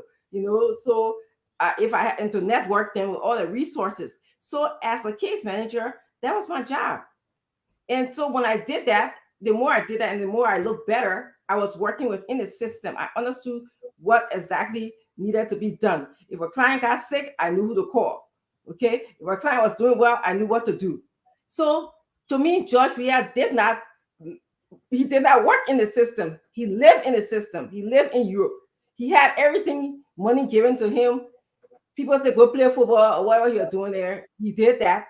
he shined on the field, which is good. Okay, but when he was not, he never was a manager in the system or to understand the laws of the country in terms of how it relates to Right, management. So right. just to clarify that point, there's a difference between and stretching it up to Mr. Alexander Clemens. After he graduated from I believe it was a school in Illinois, University in Illinois, he went and worked with Pillsbury. So he was in the system, learning the financial ropes of the system. Of course, climbing the ladder up to going to Coca-Cola. Then after that, returning back home. So there's a very, very big difference. So for you asking that question, that's my answer to you. I don't think the person don't understand what we are talking about. They are taking it from the face value. When you say if you travel, when you go to other places, you get different perspective. It means you live in that system, work in the system, learn how to do things in the system. I run a business here that where people run. In the part of the America where we are, where people are dominant on this side. The business I'm doing here, the kind of experience dealing with people, dealing with clients, dealing with case managers, dealing with social workers. That's what we call experience. If I went to Liberia today and you appointed me to the Ministry of Health and Social Welfare and say, Gibson, you are the Deputy Minister or Assistant Minister for Social Welfare, I know what affects the people. Yes. I know exactly how to go around it, how to seek help for the social welfare of the people because I learned it here. And that's exactly what you were talking about. Yes. George, we are didn't work in the system to the extent that even Lone Star, he couldn't manage Lone Star properly. He was creating tension in Lone Star. Certain players would not play because he hated them, not because they can't play. The Frank Suter, like Jonathan Sebwe, all of these people, he went against them not because they can't play or they can't play like him, but they have their own flair. They have their own way of doing their thing. And Joshua will not want to put on the field. Certain people, you got to obey Joshua. You got to kiss up to him before you put you on the field. Otherwise, you'll be benched. So he didn't work in the system. So this is a man who became senator for less than 8 months. Was it 8 months or 6 months? Also, he became senator. He didn't have any program going.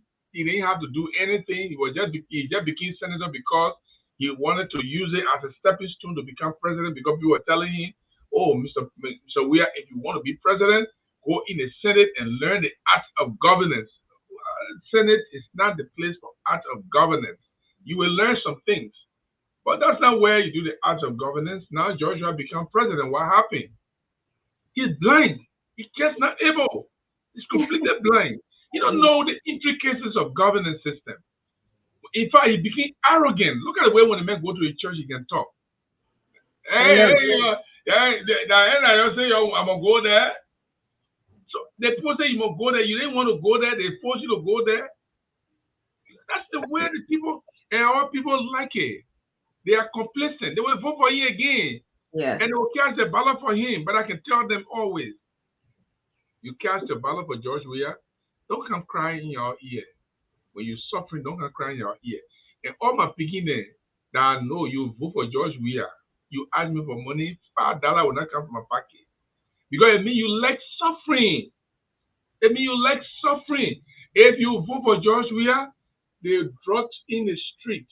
If they kill any of the children in the street, it means their blood is on your hand because Joshua don't give a think about them. He losing a $1 million drug case. His prosecutors are not doing their work, and he is responsible. If your prosecutor is not doing their work, you change them. Your minister of justice, if you're not doing the things you're supposed to do, if you're not hiring the best lawyers, you change him and put somebody who will hire the best lawyers for you to win 2 cases. But you sit there in these cases, 100 million drug, cocaine, 1,146 pounds of cocaine.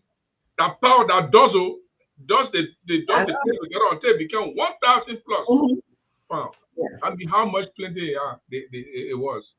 And you people, instead of you listening and learning and teaching others in your household, your brother, your sister, telling them that we made a big mistake. We look at the wrong people for the wrong thing. All of our law Liberia that are regency, they Yeah, say, it works for us. oh, law Liberia. They say, Joria law Liberia, why they elected him. Not because he did something for Liberia, but because he loved, the man loved Liberia. So, I don't love Liberia too. I love Liberia. I love Liberia. You think Councilor Gongole love Liberia, or he been working in the system all alone? Or coming out love Liberia. You think all the people that want to be president didn't love Liberia? So the issue of love, if you say the person love Liberia, that what we voted for him, it was the wrong reason. Mhm. Because love doesn't cut it. If you don't know what to do and you say you love the country, you're not going to do anything to help the country because you love the country. You have to be prepared. You got to learn. You got to be educated to what you want to do. You have to have practical knowledge.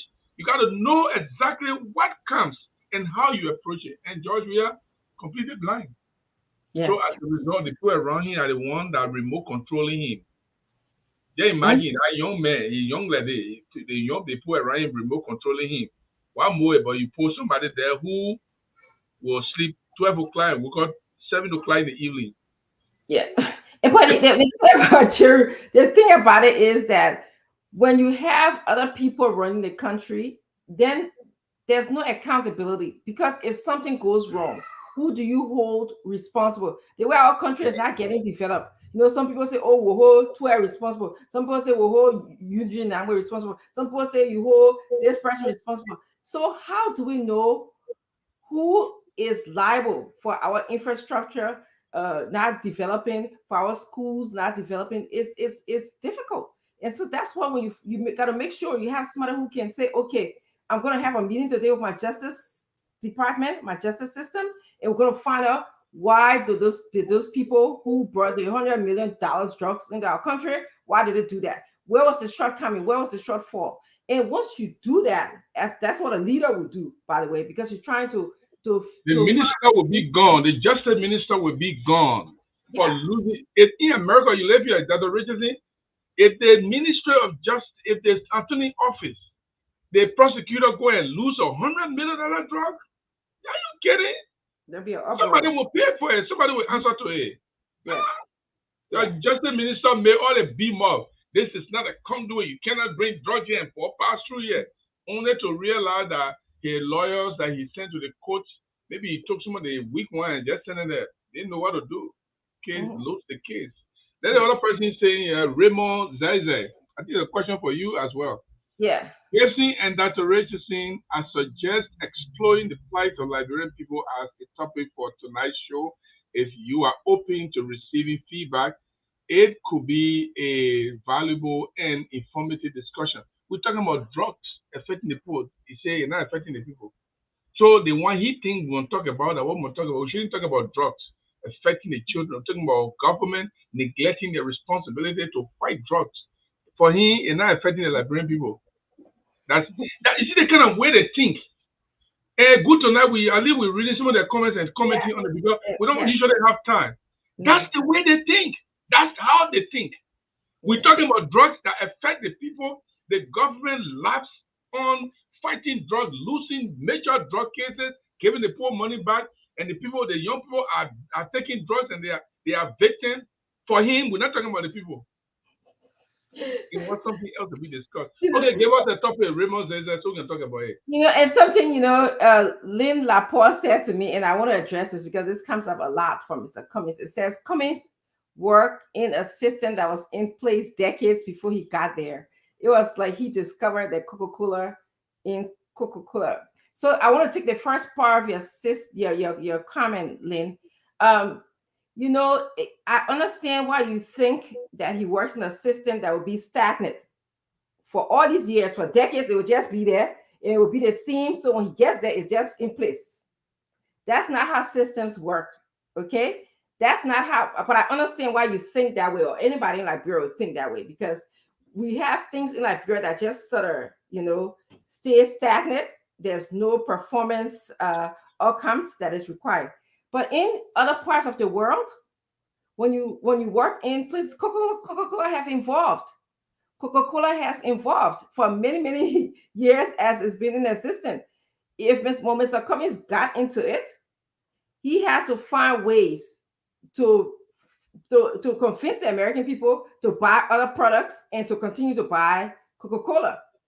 That's how he had to find ways to keep his profit up. Because the people who drank Coca-Cola in 1950, like our great grandma, our great grandpa, they only could afford maybe to drink one drink a day or maybe none. The people who are drinking Coca-Cola now, they got so many competitors. Pepsi, all kind of different drink, energy drink, water, sparkling water. And that's what Mr. Cummings had to deal with. You have a whole competition, a whole system of competition dealing with you versus 1950 when we had just limited competition. So systems are not the same. And I know this, and take this from me.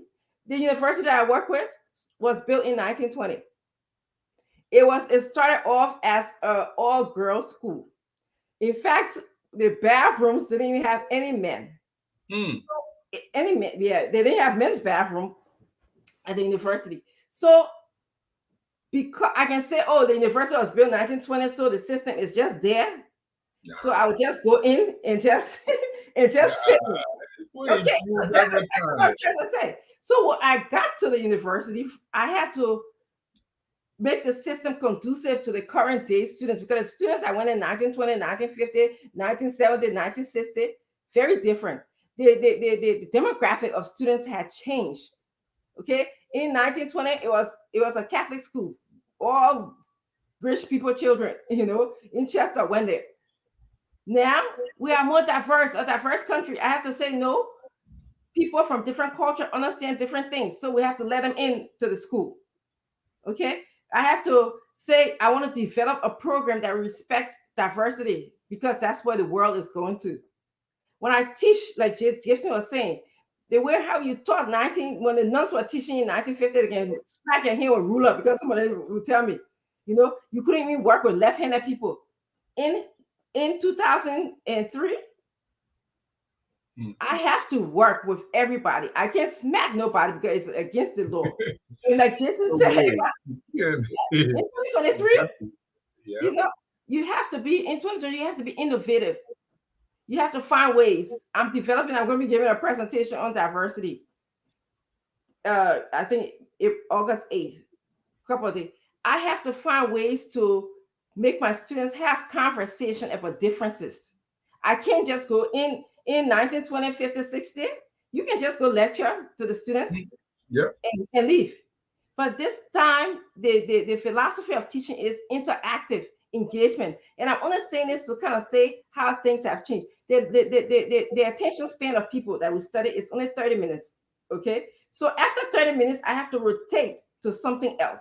I have to have a small group conversation, a big group conversation, my lecture. So those are all things that you do because things have evolved. So I'm telling you this, so when we say Mr. Cummings, just went into Coca-Cola, because which is a common argument. He just went to Coca-Cola, he sat on there, and he was liable for the products, for the income, for making laws. Every time Coca-Cola went to another country, which I believe they are in 52 countries, he had to understand what was legal in that country and what was not legal. What was the employee work rights in that country and what wasn't. He had to understand what kind of drinks was popular in the country. In Liberia, unfortunately, the Coca-Cola has been our drink. But now when I go to Liberia, I hear Xinjiang is popular in the country. I see, other energy. Yeah, whatever you get. I hear a commercial for that all the time. When I was in Liberia, that thing was not even there. No, I just recently the king. Coca-Cola, we have Fanta. About drink ding dong. I said, no, I want drink dong. Let me read a comment here from Lopu Golimanto Kwemini. He said, Gibson, your personal issue with PYJ will not work with the UP. The definition of war destroys lives and up the properties. Also remember that the late President Doe buried 300 innocent babies and the Lutheran saga and many things he did. My uncle died because of President Doe. He was a government official that was haunted, as well as President Doe. We need to forgive each other. Everyone was hurt during the war. Lopu, you raised 3 issues in your comments. First of all, you claim that I got personal issue with PYJ. Second, you said that President Doe buried 300 children from Nima. And 3, Samuel Doe, because of Samuel Doe, your uncle, your father passed away. No, your uncle passed away or died. First of all, my sympathy to you, okay? We all lost people during the war. I lost my aunt. She was skinned alive on the division in Habel just because she was crowned. So plenty of people today we're talking about it. We still cry for her. Somebody skinned alive. They skin your body. So that's how they did to me. That was rebel that did it too. So everybody lost people. So I'm so sorry you lost your aunt, your uncle. I don't know why your uncle was. He was a government official. Then how did Doe kill him? Was he fighting with a rebel or something? I don't know. I don't want to go into that, but since you lost your uncle, I'm sorry. The second thing is 300 children were buried by Samuel Doe. What is a figure? Jeremiah Kuhn said 5,000. Prince Johnson said 3,000. You said 300. How many people were buried? But let me give you a good news. I was one of the very few journalists 2 times that visited Nima with ECOMOG and Onmail from village to village looking for the grave where the children were buried because ECOWAS wanted to make a big deal of it. Today, nobody in Nima County can show you one grave where even 5 people were placed there by Samuel Doe. So all that propaganda that Prince Johnson carrying all over the place, we can continue to respond to it. I was a journalist that went to Nima on two different occasions to look for that grave. And ECOMOG was able to gather a lot of dead body other areas. And some of the picture, we took the picture, we published them. Dupo Road, where the rebels killed a lot of people, they made a whole mountain of the skeleton. They took all of that, but particularly they went to that well that Samuel Doe buried those 3,000 or 300 people you're talking about. Today, even I go to Nima. Every time I go to Nima, I ask people, where is the grave? I really want to write about it. Nobody will show you no grave in Nima County where 300 people are buried. That propaganda is only from people like Jeremiah Kuhn and Prince Johnson. The first issue raised, I got personal issue with Prince Johnson. Since I've been discussing, I never attack Prince Johnson. What I usually say is that the people say Prince Johnson are criminal. But Prince Johnson, who he called criminal, that he the one now control your politics. He the one control your party. He the one make you to change your decision not to take a bastard woman, but you must take his son, a godson. He make you to change your decision from taking Nyambli Kanga that you already chose. Say you couldn't carry Costa. And say, no, don't carry Nyambli Kanga. She will carry you in the future. And you agreed to it and took Jeremiah Kuhn, the same man who say you were criminal. I could have problem with Prince Johnson. They make care of our people. I could have problem with him, but you know how many people crime people kill too? So I'm not going to say because Prince Johnson killed crime people, so I'm going to take it for life. No, I'm not going to do that. And me, I'm living the past, Lopu. So no, I don't have personal issue with Prince Johnson. In fact, I am the one that even suggested at some point in time that the Gonglo team meet with, and ask Councilor Gonglo, he will tell you, like that Gonglo team meet with Prince Johnson, and we tell him that we want to run, and so we need a support. But maybe it'll be done, maybe it'll not be done. I don't know. I'm one of those. So no, I don't have personal issue. But here is the thing I want to say. Prince Johnson is a powerful politician in Liberia. When George Weah needed him, he was not a criminal. When George Weah didn't need him anymore, they call him criminal. When he was not on Joe Baga's team, they used to call him criminal. Now he owns Joe Burger King thing. They call it Rescue Hunger. My people, Liberia is interesting. Who is Prince Johnson? Is he bad or is he not bad? So because right now he owns on the JMB train, he's a rescue uncle now. But Prince Johnson, no doubt about it, he's one of the powerful politicians in Liberia, and we will never overlook his power in terms of galvanizing support in Nima County. And this is why people who continue to Dara DeLong is the man on the sea train. Dara DeLong call him a killer. He will go to the war crime court. But where is he? He and the rescue uncle they're talking. They're on the same train. How can you eat your cake and have it?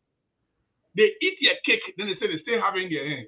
So no, it's not true. I don't hate Prince Johnson, and I'm sorry for your uncle's death. And there's no 300 children buried in Nima.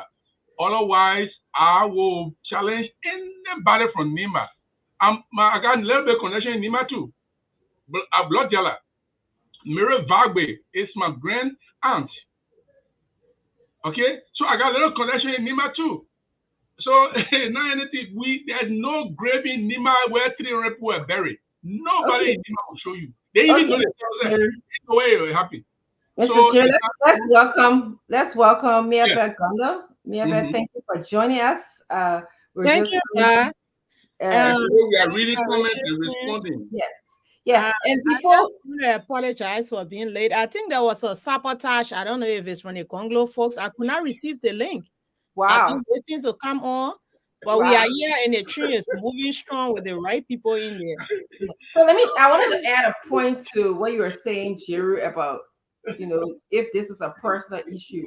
Every time we talk here, a lot of people I think. I reserve comment. A lot of time we speak here, people think it's a personal thing. You're attacking somebody or you don't like a political leader. It's not personal, people. It's not personal. We just have different choices. But in a way, I can understand, because the nature of our culture, we tend to personalize a lot of things. And I'll give you one example. When I was in Liberia, I used to play sports a lot. I played basketball and kickball.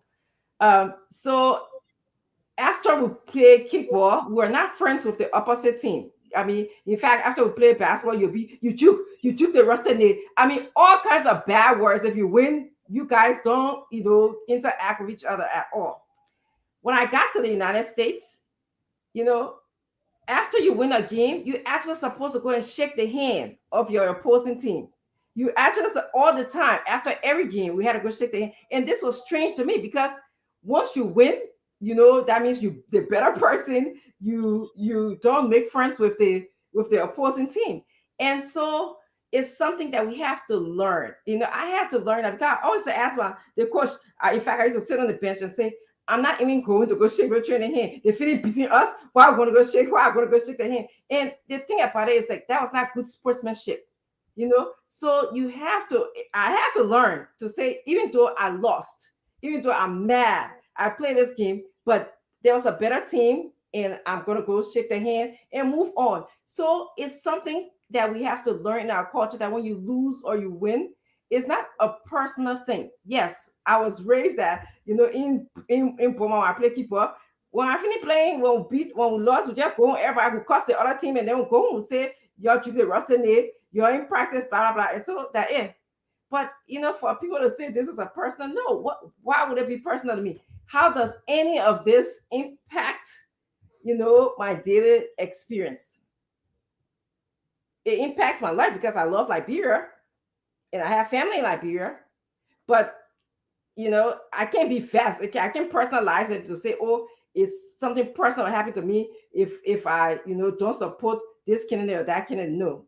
Okay. So I just want to make it clear for people who say, we tend to personalize issue, or Mr. Jiru is talking about this person because he doesn't like that person. It's not about like. It's just about all of us love Liberia in a different way. That's it. So I wanted to make that clear. So Kawu, we were just discussing. I don't know if you have anything to add to this conversation. We were just talking about the elections in Liberia, taking comments. We're reading comments. One of the things that we don't do quite often from others. So any thoughts? You have any thoughts? Thank you, Dr. Richardson. Again, good evening to all of our viewers, home and abroad. It's a good thing to be back on here to, admonish the people, appeal to them to vote in the interest of their country. And the way to do so is to vote Joseph Yuma Boyka.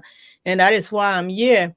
And you are right, Dr. Richardson, when we talk about electoral violence, it's not just on the day of elections or counting votes. It starts with perception that people have. And this is why during the election season, we must tread, very, very carefully as to how we go about the platform. I heard Mr. Gibson here made allegations claiming his Nima lineage and saying that there were no such thing about people being buried in mass graves. I want to refuse that. I want to debunk it. I want to denounce his comments tonight. We do not have all of the facts associated with the loss of lives in our great county. And this is not something we want to sit on the platform and play with, because indeed people lost their lives. I have relatives who lost their lives there. Like the last time you came on this show, we started to discuss the Lutri massacre. That's not something we just want to say in passing, because it touched close to home for many people. So you can disagree with Senator Gibbs and Johnson. You can not like the kind of influence he has in Nimba, and that's your right. And I can understand your frustration. But let's just leave it with the innocent lives that were lost during the civil conflict, because these are the things that, like Dr.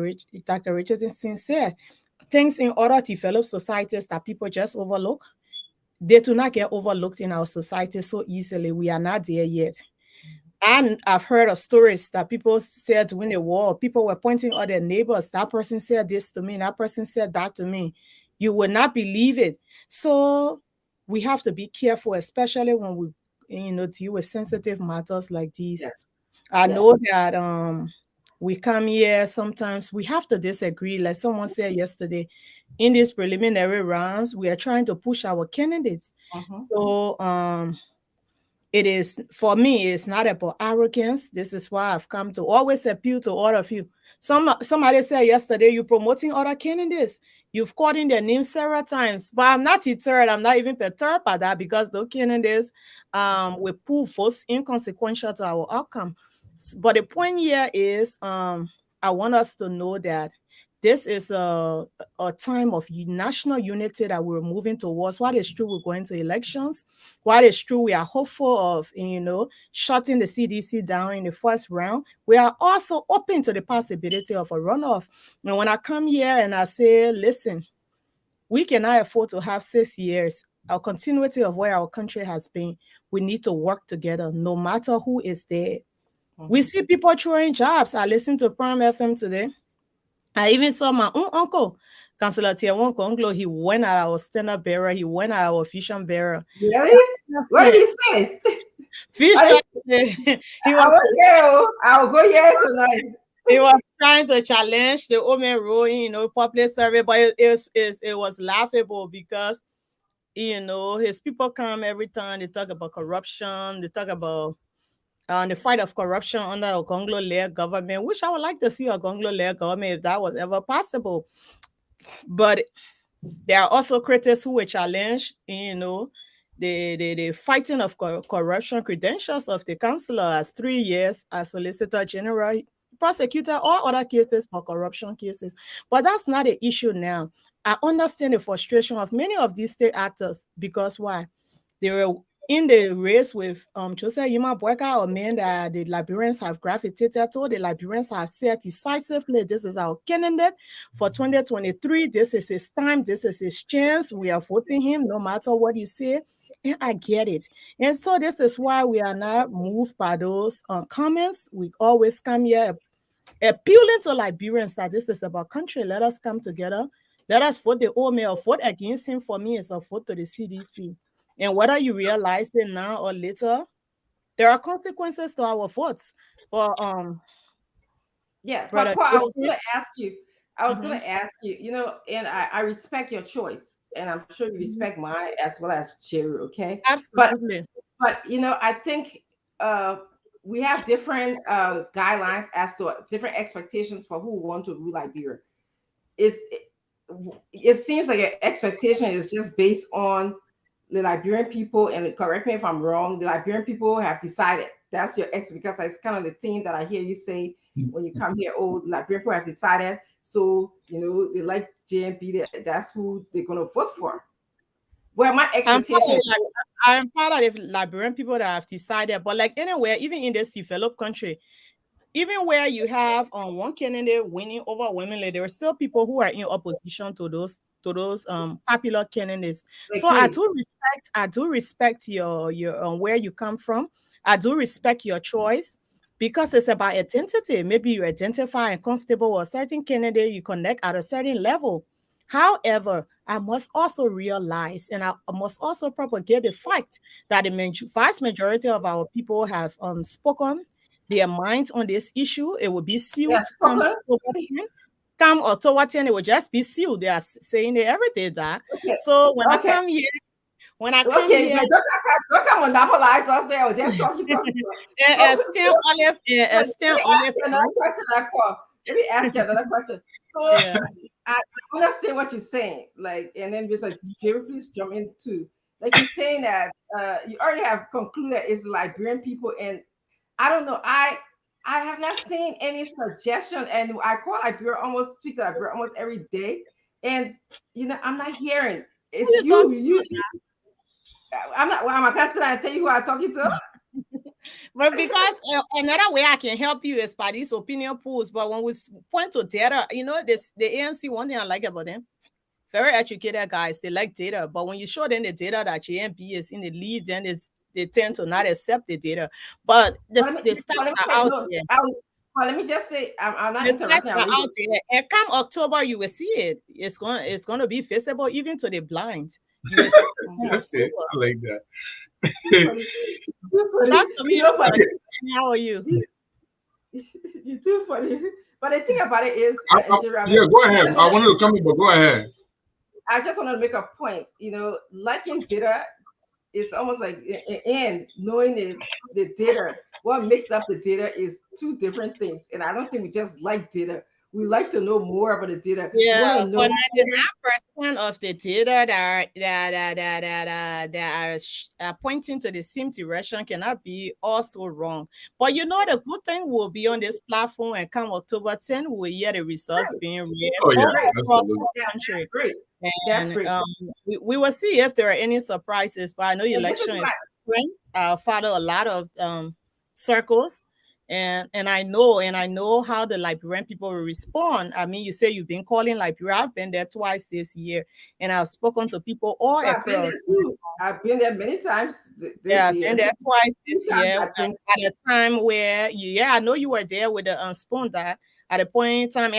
Unlike you, I didn't go there under a banner. I went there as a private citizen. The people knew Dr. Francine already. So when they speak to her, they say that Dr. Francine, the ANC woman, they say, I let ANC, because they thought Dr. Francine brought something for them.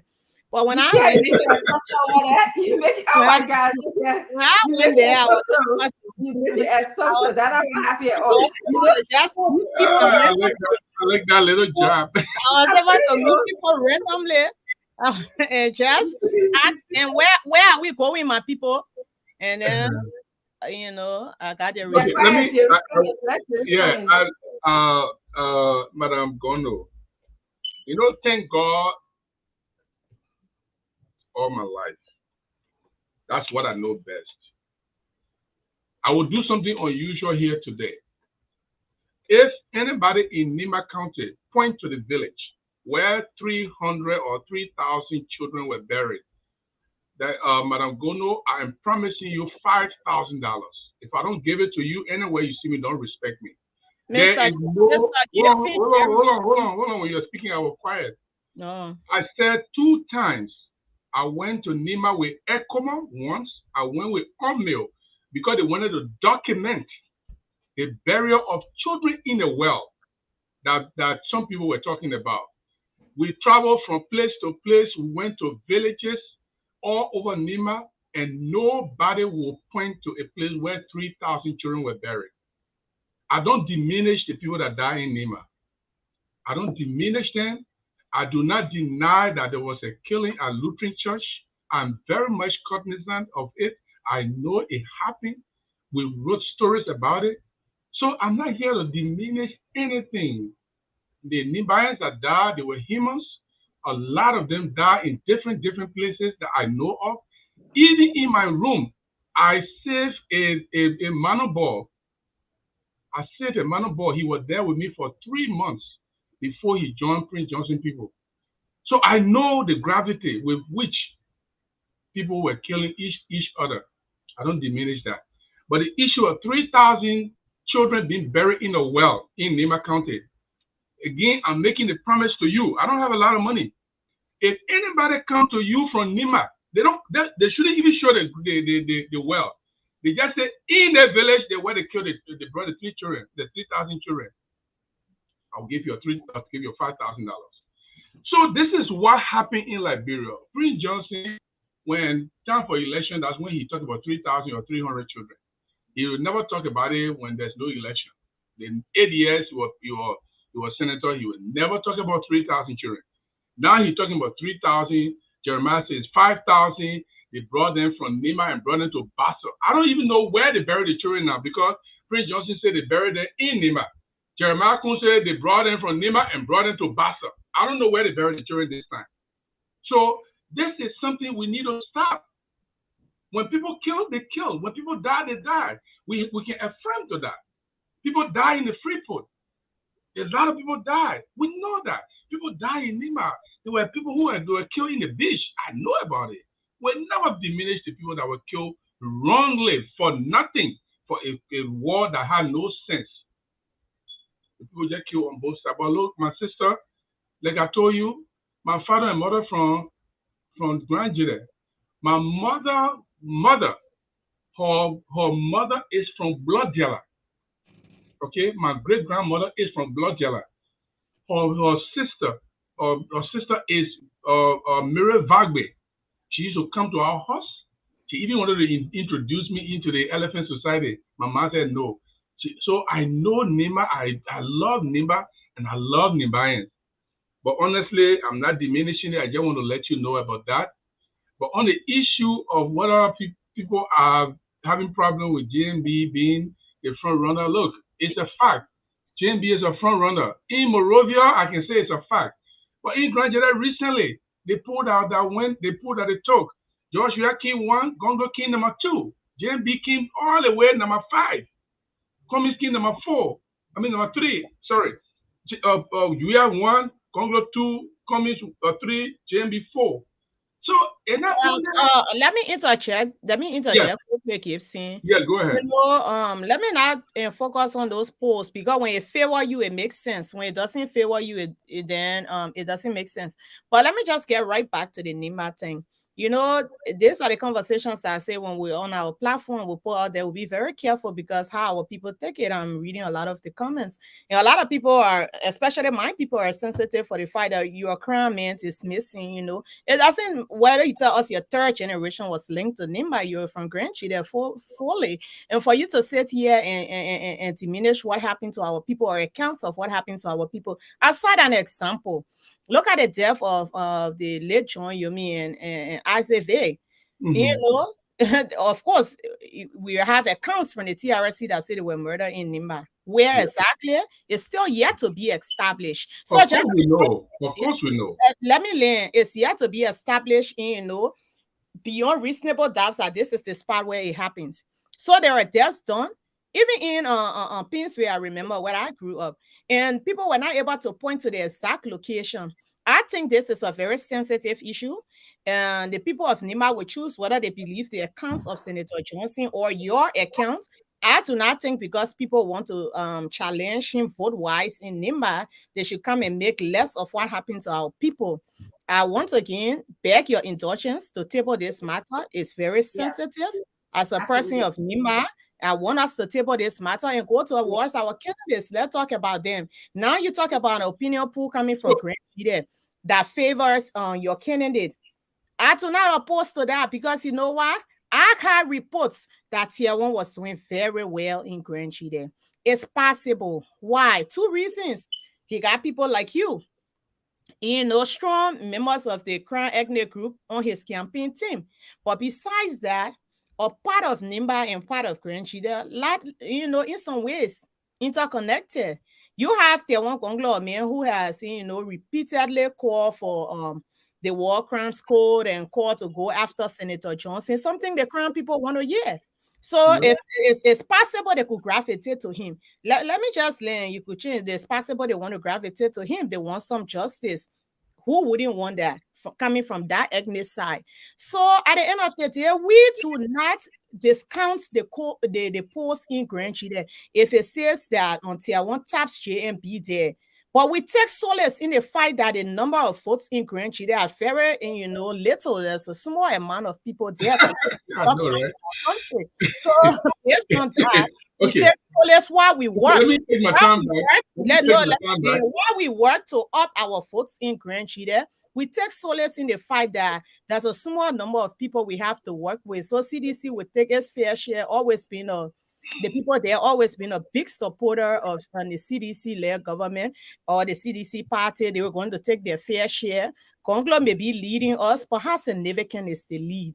But we come to say holistically around the country, JMB leads the votes. He leads the polls. And you're going to see that come October.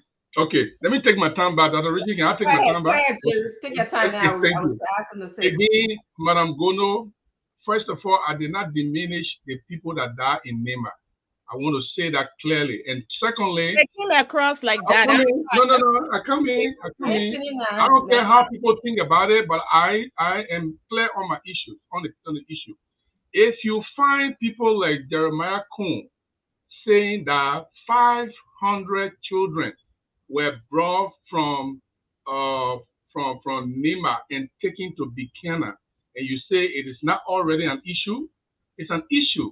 Every Grenadian who have idea of what happened during the war will have to rebuff it, especially me, who twice was taken by an international force to go and investigate a particular issue. And nobody in Nema, 300 people put in the well. It's not something where Yomi and Arthur V were killed. It's not like that.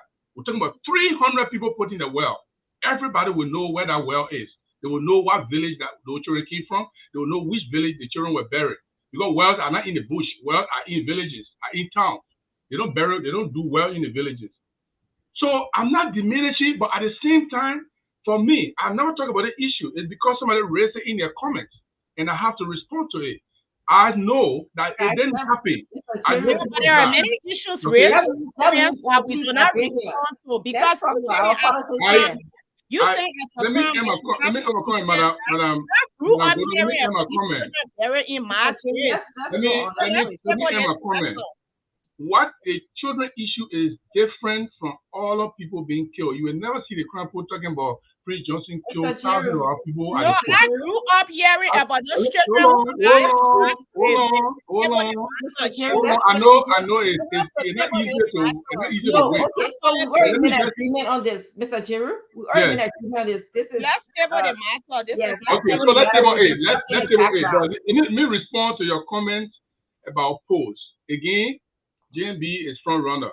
Conglo, we say we are honored dog. But we are speaking to our silent supporters, which JMB does not have. We have loud supporters, we have silent supporters. Those supporters, we are telling them that if you want Liberia to be on a rule of law, if you want Liberia to see through the lens of clear rule of law, Conglo is your best bet. Because Conglo has established himself as someone who is against human rights abuse, misuse and disuse of the laws, and draconian rules. He has suffered personally for these things. We remember when he was jailed by the Taylor administration and the people lit candle on his private. All these things we know about them. He has suffered to protect the image of Liberia and speak on behalf of Liberia. Don't put anybody in the power who does not know what it means to be a rule of law in your country. If you have a great president to lead our country to vibrancy. Unfortunately, if JMB goes against Joshua, Joshua will be president. I can tell you, if Cummings go, Cummings, Joshua will be president. I say this all the time. People will not agree. Look, I was in the group I was in a group of ANC people. They invited me. They want me to join them. Okay, that was a long time before I became Congo person. And the way they express their anger about the way Unity Party or JMB treated them, they're not going to vote for JMB, and that makes Joshua president. Then they're doing it because the way Cummings have been treated in the past. And I always on my show, I say, Cummings should leave that CPP because it was a gang of bad sharks roaming in a dangerous water. And exactly what I said that what happened to him. So JMB people, I don't know about a few people that have gone, maybe Maragono will vote for Cummings if you go for runner-up. But the rest of the Unity Party people, they will say they will not vote for him. Because there's Mr. Cummings, I would campaign for him if he was in the okay, then you see then you are the right person. I hope you will be able to send that message to the rest of the Unity Party people. I'm not worried about that because he won't be in the room. You know, and what I wanted to say about the poll, you see, there's variation of polls in Liberia. So, you know, I like how on Mia come here, she's so confident and saying that, you know, Liberians want JMP. I mean, that's good. That makes you a really good spokesperson, campaign runner. You know how to say it. She can say it so smoothly. Yes, you know the talking. I'm actually, you know, I know the variation. So all I can say is we'll continue to make our case to Liberian people. We don't feel entitled. We don't feel like this is our time to get vote. We don't feel any kind. We want to continue because I believe this is how democracy should work. We're supposed to go to the Liberian people. We don't want to assume anything because anything can change. You know, 2017, I saw on Facebook, the city of Monrovia was shut down by Unity Party partisans. I don't know if you remember the time. I think GMP was at the Anthony Tottenham Stadium. And all I thought in my head is over. It is over. And lo and behold, who won that election? See, so for me, it's not over until it's over. And that's what I know what you're doing. I appreciate it. And I agree with you, Doc. You saw the large crowd of the Green and the Unity Party 2017, but did you also see the crowd of the CDC? They pull an even larger crowd. But we have the numbers here that support our assertion that JMB is the next president. But let me tell you something to debunk where Gibson always comes and draw this paradigm trying to, you know, clinch support from the ANC or soft spot from Dr. Richardson. You know, and Dr. Richardson doesn't buy that. You need to stop that. Oh, when it's the ANC in the runoff, the UP people will be mad and they will not vote. If the UP people are in the matter, the ANC will be mad. So Congo is the best person to be there. That's not true. Who knows? Even let me tell you something. Before, you know, for me again, I'm sure people have noticed. I take one step at a time. I'm not going to say, oh, you're not thinking about runoff right now. I'm not thinking about that right now. Who's going to vote for you? Let's assume we're going to here, right? So, Dr. Richardson, you got to look at this, right? The way Tier 1 Congo pass around with a broom. And every day you're calling the people corrupt. Tier 1 in a runoff is a problem. He getting there, but I don't want to go through all of that because we know him getting there is a process.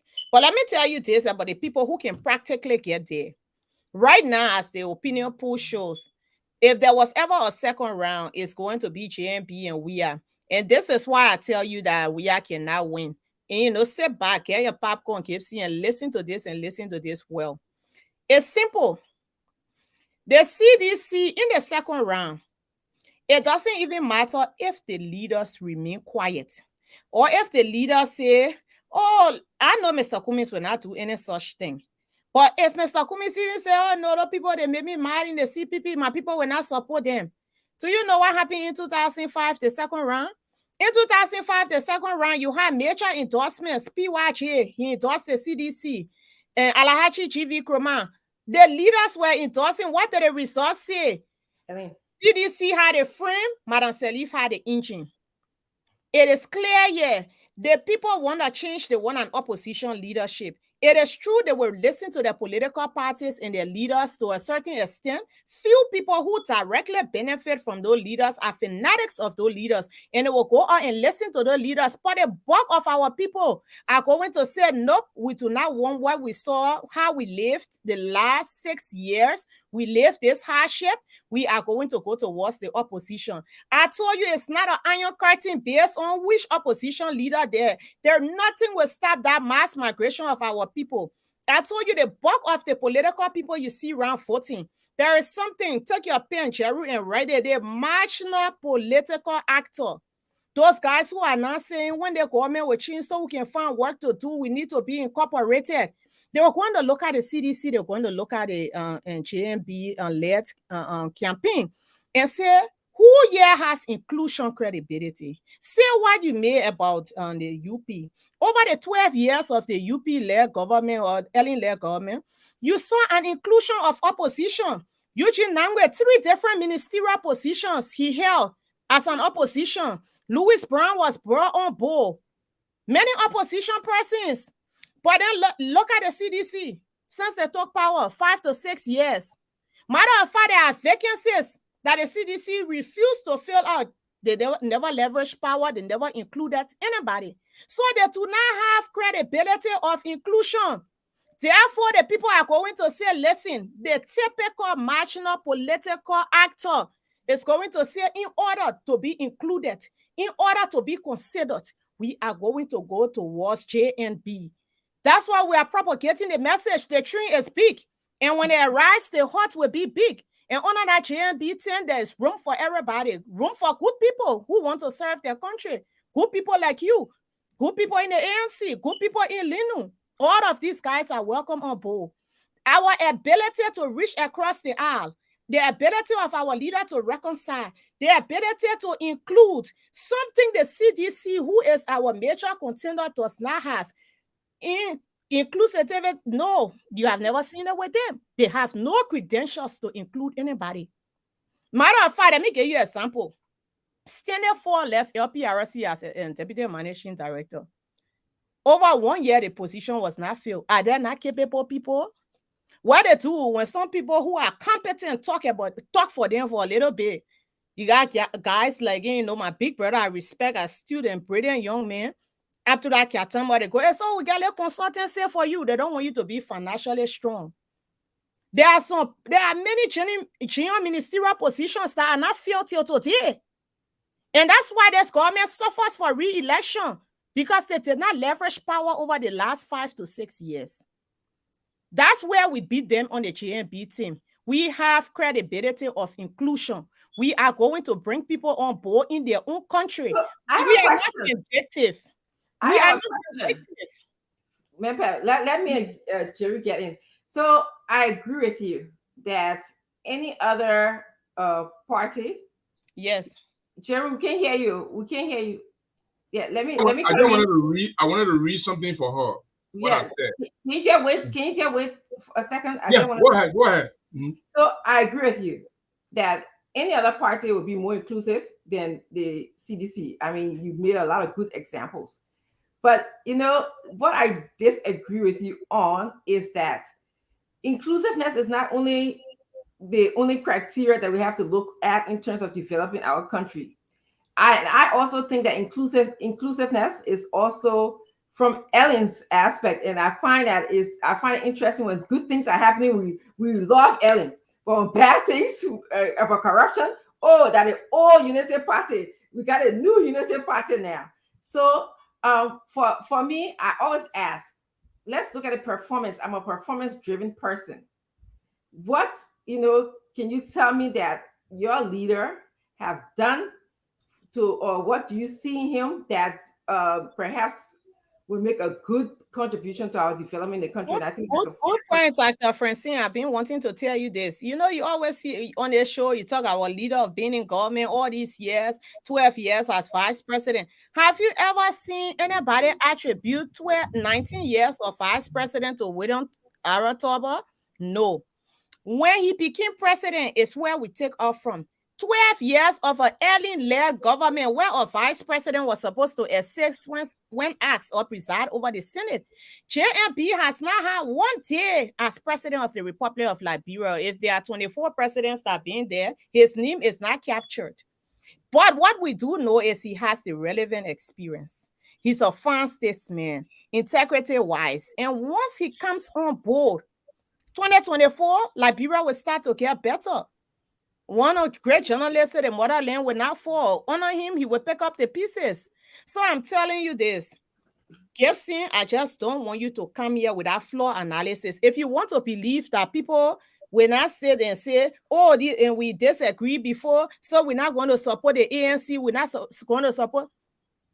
Look at the statistics. Look at the registered voters in Liberia. There are around 2.5 million people. Go to the political parties. All of them, all the 20 people that put up, go and ask for card-bearing members, registered members on the roster. They might not even reach 1 million. What does that say? Our people who are bound to listen to their political leaders, they are not the same number of the people voting. Yes, they may have sympathy for these political leaders. They may gravitate towards them at some level. They do not own these voters. These voters are not political cattle. They are going to make decisions in their interest. Okay, let Mr. Cherry come and land so we can link up. Okay. Yeah, okay, so let me read something for all of us, and I will make a comment after I read that. Nothing is going to stop the opposition. Jill Carter Jr. says, Gibson Jeru, I will fight tooth and nail to see Mr. Alexander Cumming win this election because I am 200% confident of what he can do for Liberia. But if I have to choose between Unity Party and CDC, I will hold my nose, my damn nose, and vote for CDC. I have reached the place where it's better to be friendly with the devil I know than the angel I've never seen. There's one comment there, one phrase that I want you to pick up. If there's a competition between CDC and Unity Party, I will. And you want us to base their argument on one person? No, I'm just making my comment. Oh, okay. I'm just reading something from not comments. I'm really coming not from comments, not from Dr. Richardson, but from somebody who is ordinary voter out there. So what I'm saying is it's not like, I don't know that political leaders don't carry on their backs all the people. If there is even as we are talking now, some Unity Party people might vote for George Weah, some CDC people will vote for JMB. That's how politics looks. But when the people start, this is just one man. When people start harboring the feeling that their leader was cut short because of somebody mischievous act, it boils in your heart. I'm not trying to bag Dr. Richardson's sentiment. As a matter of fact, I said, Cummings there, George will win. So it's also, I'm almost like I'm attacking Cummings too. But the reality remains, you were saying that because you know Cummings will not be there, but that is flawed. Oh, yeah. You cannot. How do you know that Cummings will not be there? Everybody fighting. I tell you, I'm informed by the polls, and that we are. Okay, here is the thing. Leading the polls. Here is the thing. Mr. Gibson, you come here, you tell us you should be making a point. You should be making a point as to why your candidate should be considered 2029. You don't come here and try. Tell us why we should consider him in 2029. I just said it a while ago. I just called one rule of law. And I just spoke to it just now. I ain't going nowhere here. I'll tell you, I can name up to 20 things that none of your candidates have done, that he has done. This man have fought against corruption. They may have fought against misrule. They have fought against draconian acts, the tyrannism. He have fought against bad governance. He have fought so much that he have been victimized by fighting for the people. I just said it. I didn't want to go, but here is what I wanted to say. Let's hope, and for me, let's hope that all the opposition will unite at the end of the day, and nobody will harbor the feeling that Zeus harbors about what he's going to do in case Unity Party and CDC goes head on. But I really believe that there is a real problem, an current problem that exists between the Unity Party and the ANC. That the leaders, they may know or they may not know, but because we are outside and we are talking to them separately, we see and we know what's going on. The only best bet Liberia has right now. So the only thing I can say is that that I'm not there yet. I'm taking this election one day at a time, and this is why I come here and tell Liberian people we are not feeling entitled. We want to make our case to you day by day. We're going to go to different communities in Liberia and speak to you about how we can make Liberia a more deserving place for all. I will not come here because I know how Liberia is. I want to ask you a question. Huh? I want to ask you a question. I want to ask you a question. Got access to social media, they can vote. Some people got access to radio, and some people I've been to places in Liberia where, like I was telling you, behind my Gibi bunker, the people got nothing. So, I can't take poll of those people. Secondly, too, you are talking about how we don't. This comment come out a lot about, nobody knew Tolbert until he became president. And when I hear Unity Party people, you of course saying that, I think about how you guys want to keep our country. You all want to take our country back to Toba Town. Toba took over Liberia in 1971 after Tottenham had governed our country for 20 years, or in fact changing the constitution so you can stay in power longer. I don't want that for Liberia. Okay, when Toba won the election, one of the few times that people from different counties, people other than the establishment, could participate in elections. So I don't want us to go back to Toba Town to say, nobody knew Toba. And I'll mind you, when we come to JMP, and I like facts, okay. I've been reading up about JMP, trying to just get an understanding, because if I knew something he did, I would tell you. It says that he worked at LPMC, I think from 1971 to 1980s, up 80s there, maybe 7 years or so. I'm still reading to find out what were his contribution to the development, because right now, everything I see, everything I've read said that LPMC was horrible. It was corrupt. Okay. The people were recommending that organization be dissolved. So I'm just saying, I'm not done. I'm still.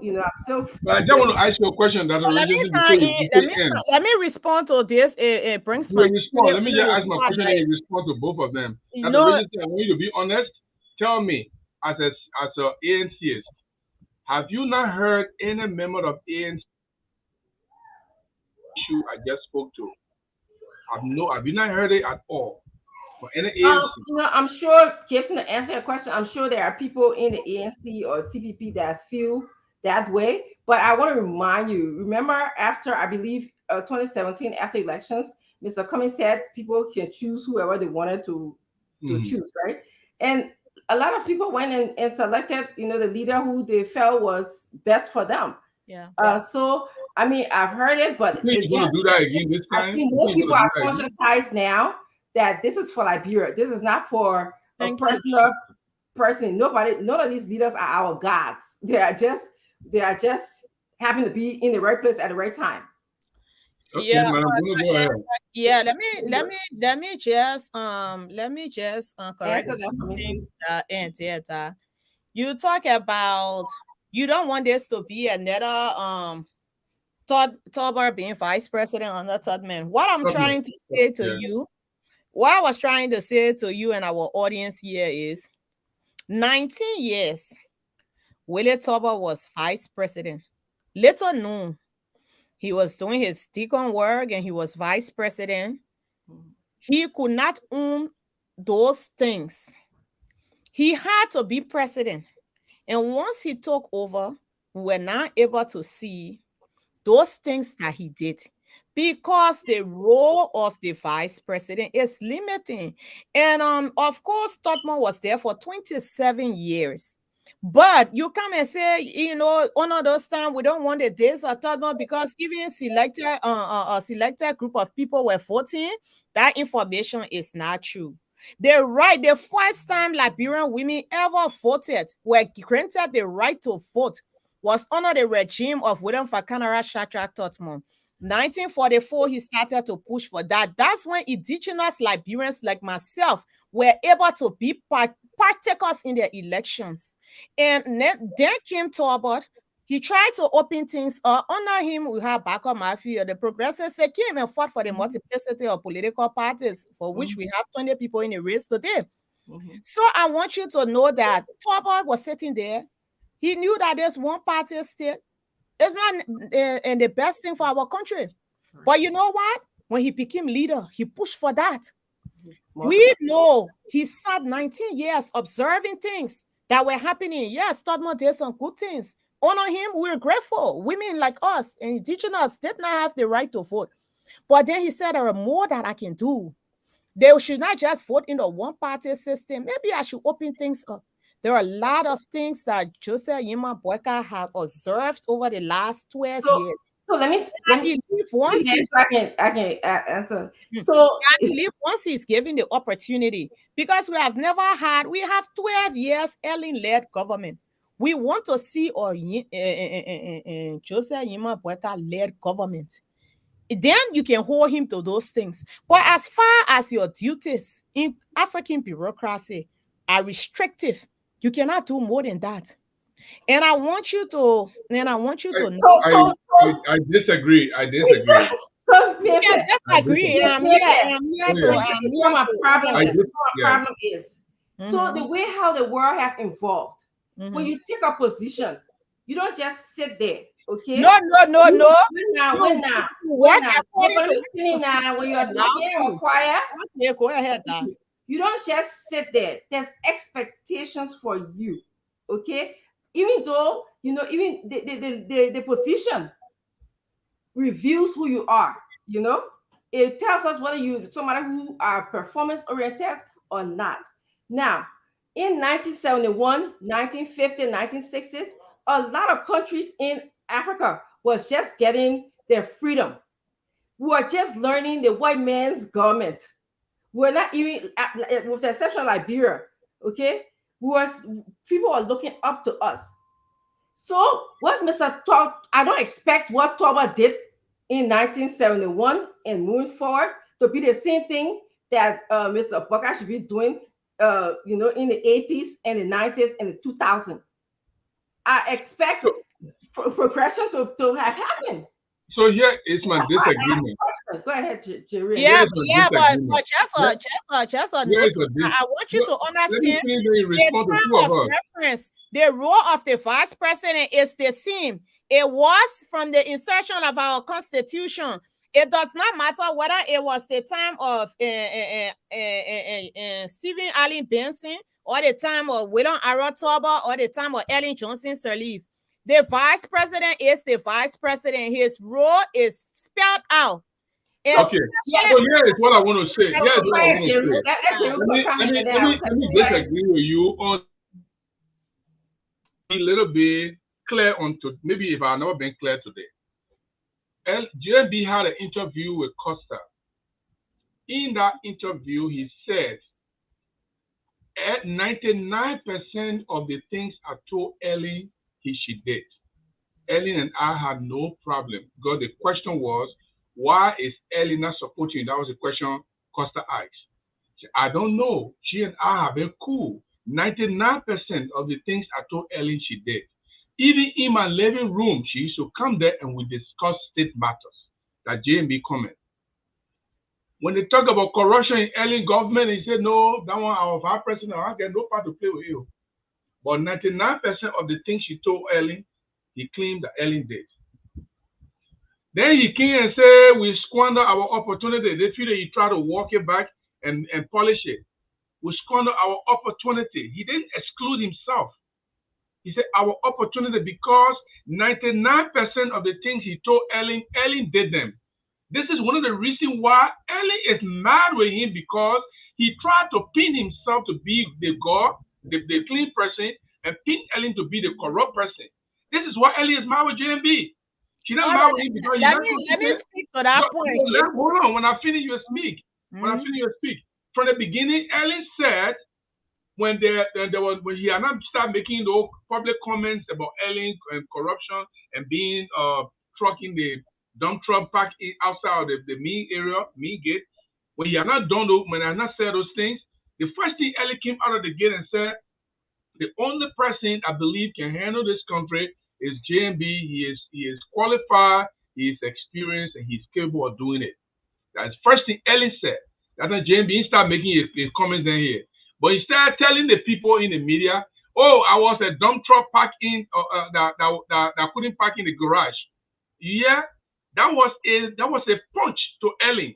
Then he came back, we squandered our opportunity. The president did not take advantage of things that she was supposed to do. Those things, when you start saying them, then Ellen start getting mad with you because you try to present yourself as a clean man and you try to present her as a bad person. That is why Ellen moved from behind JMB today. And nobody will talk about that.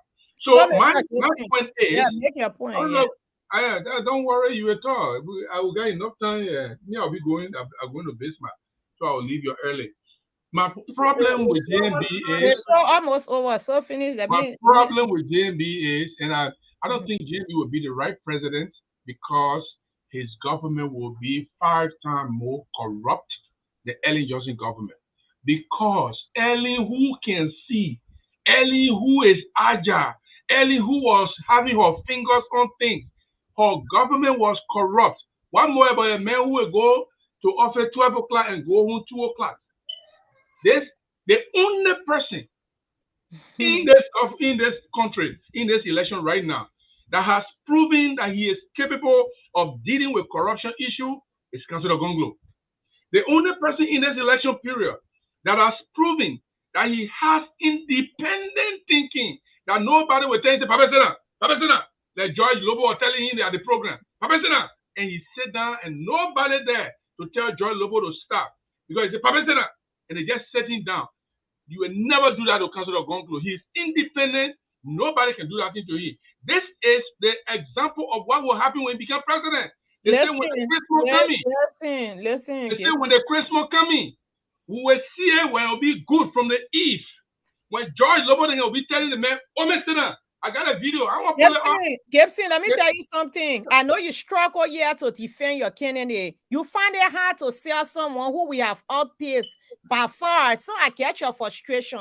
If somebody is standing, you struggle to sell the candidate. Let me land now, Gibson. If someone is a political leader is somewhere, it could even be Dr. Francine. It could be she and I went somewhere. Dr. Francine is not seeing certain things. She sounds like Dr. Francine said that. It doesn't mean that. Let me land. Let me give me a chance, man. Jeru, your conversation, your analysis here is very narrow. It doesn't mean that when Dr. Francine ready to make her fun or decision on her finances or serious things in life, Mimi will just tell her put your post down. The things you're comparing are not like matters. It doesn't. It has no bearing here. I don't care what you want to blame Ellen's lack of support for JMB on, or Ellen's where made her mad, where made her feel good, where made her mad. We know why Ellen and her son Robert Salif decided to support the side. Why is the reason? Tell us today. No, give me chance. Give me chance. For me now, we are ahead of the post. We want to know because you use Ellen, the Unity Party people use Ellen. You come here, you say nothing about your candidate. You come, you say our candidate will not fight corruption. Your candidate was Solicitor General for 3 years. Let your closing comments. Well, we can understand if he tells us he had limitations. It's possible. Let me tell him, we're almost over. It's possible that he had limitations, just as the vice president role is limited. When you find an honest man, nobody does. What did he do wrong? Nobody's. Gibson, let me land, man, please. There's no one who does. Okay, all right. Wait now, you get time to talk again, okay? Gypsy, just make a closing comment, wrap everything up, Let me and then my closing me comment. and will go, and then I'll be the last. Okay. Listen, Gotta go. It's not over. they can't manufacture anything for Gonglo, so we're not afraid. And this is the reason why we don't get arrows coming our way, because we don't have bots. But if your candidate has too many bots, arrows will come your way. And everybody in Liberia are seeing it, but they are acting it. They don't see it. And we will go and get back into the same problem. Gonglo was Solicitor General. There's nothing wrong. He didn't eat money. He didn't And that's why we said people. No. I come in. You see, when I'm talking, you when I'm talking, you're talking. He said, I will not talk when you're talking. Was Solicitor General, he didn't defend. Recently, the Humanistic just booked Serena Sipa for defending drug dealers and other people and money launderers. You not hear that on Gonglo. You will not see stealing. how many corruption cases did he prosecute? He was working for a government that refused to accept the other reports. Oh, The JMB they were there. The JMB were making that decision. you mean the president, not JMB? No. The JMB said 99% of the thing he told Ellen did. And Ellen refused. It was the Ellen led government. So I'm glad you know that Gonglo was You don't want me prohibited. to end my comment, so let me just leave it like that. And I believe that You are Gonglo closing. I agree that Gonglo Yeah, but I'm trying to do my closing, I'm not irrational, right? I will I'm wait not- for you to do your closing, but I'm No, not wait leaving now. you to do You your finish closing. your closing. Let Okay, him let me close. You finished. You finish your closing. No. She's a You sexy finished that? chair, so Let I me tell you understand the whole something, thing. Gibson. Wait, I'm not- let me let you finish and then rest and everything. Then me and will talk. Yeah. Okay. All right. Rest. So listen, Councillor Gonglo, I've said always, I don't know how you want me to sell him. I've been selling the message I came on the show. Now what today, the things are different. Okay? Councillor Gonglo has proven himself to be different from people who are at the top. We have to tell the Liberian people that Councillor Gonglo is a better man. The man at the top who is going against George Weah is not a better man. That's how we distinguish our candidates. If I come here and all day and you talk Councillor Gonglo, then what makes Councillor Gonglo different from other people? That's the question that will come. And I'm preempting that question. Okay, What guys, makes you Councillor got one more Gonglo minute, Yeah, one more minute. One more minute. What makes Councillor Gonglo different from the other people? That's what we do. That's how we distinguish ourselves. And JMB is a front runner. You say he's a front runner. We agree. We are on a door. How you think we're going to get to the top? By just praising Councillor Gonglo? Nobody knows what makes it different from JMB. We will tell them that Councillor Gonglo does not sleep over time. We'll tell them that Councillor Gonglo, he will not, nobody will go tell him at a program where thousands of people 30 seconds. 30 seconds. 30 seconds. They say, sit down, Papa, sit down. Then he sit down and nobody rebuke Joy Lobo about that. George Pole, you call him George Pole? George Okay. Lobo. Okay. All right, you done? You done? Okay, me up here. Thank you. When I tell you one minute.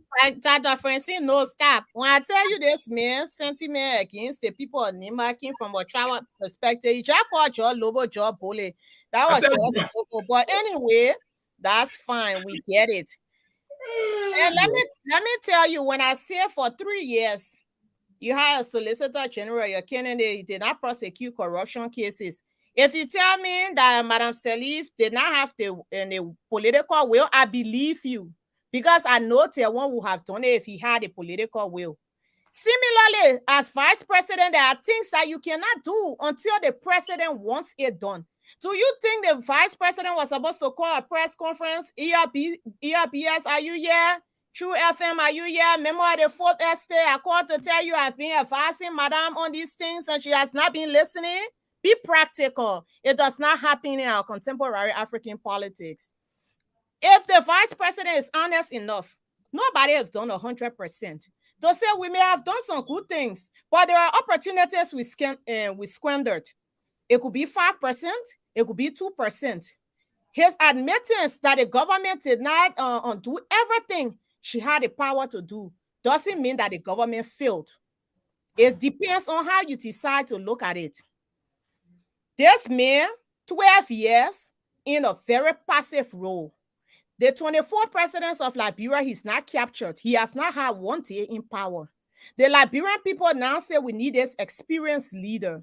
We know that after being in government all these years, seeing everything that is going to happen, he has the relevant experience to lead our country. And this is why with great humility, we say that we are leading the polls, because we are. So what are we going to do? If we cannot beat on the first round, we started to collaborate with our people. We say, you know what? This is the time for the opposition. Our people deserve better. And I am honest when I say if Cummings was in the second round, while it's true he's not my preferred candidate now, I would have supported him. I don't even want to say Gonglo. If Gonglo mysteriously make it to the second round, I will campaign for him. You will see me on this platform saying I prefer a Gonglo to a WIA-led government again. I'm not here, but I understand your frustration. You know, Oben Boyka, whether he's old, he's tired, he oversleeps, but this old, tired, and sleepy man has outpaced all of you. And you know, numerically, and you see your frustration. But we are what? Humbled. And we are telling you, if there be a second round, let us work together to rescue our country. I know Dr. Francine said she's not speaking into the future. She wants to stick around the first round. But she has alluded to the fact that people should think differently if there's a second round. And I want you to know, don't just say, oh, because people in the hierarchy, the Mayflower, they fight. Forget those things. Political parties are like that. It's not always quiet, but there is nothing that is going to stop our people from migrating towards an opposition-led government in 2023. Whoever the opposition there is, and we are confident it's us, the people are going to support. If it's Gonglo, I show the people of Liberia will support. So I'm telling you, let us continue to work together. Let us continue to tell our people that Liberia deserves better. Liberia can have better. And I know October 10, our people will vote, and we will come back here and we will laugh and we'll get over it. And what will be interesting and what will be fulfilling is that an opposition leadership will then be in power. Okay. It was a good evening. Thank you, Dr. Francine. Thank you, Jeru. Gonglo will be in the jail. Let me do my closing call. Yeah, there's a correction that needs to be made. Or perhaps you and I need to go back and, you know, work out what it really means.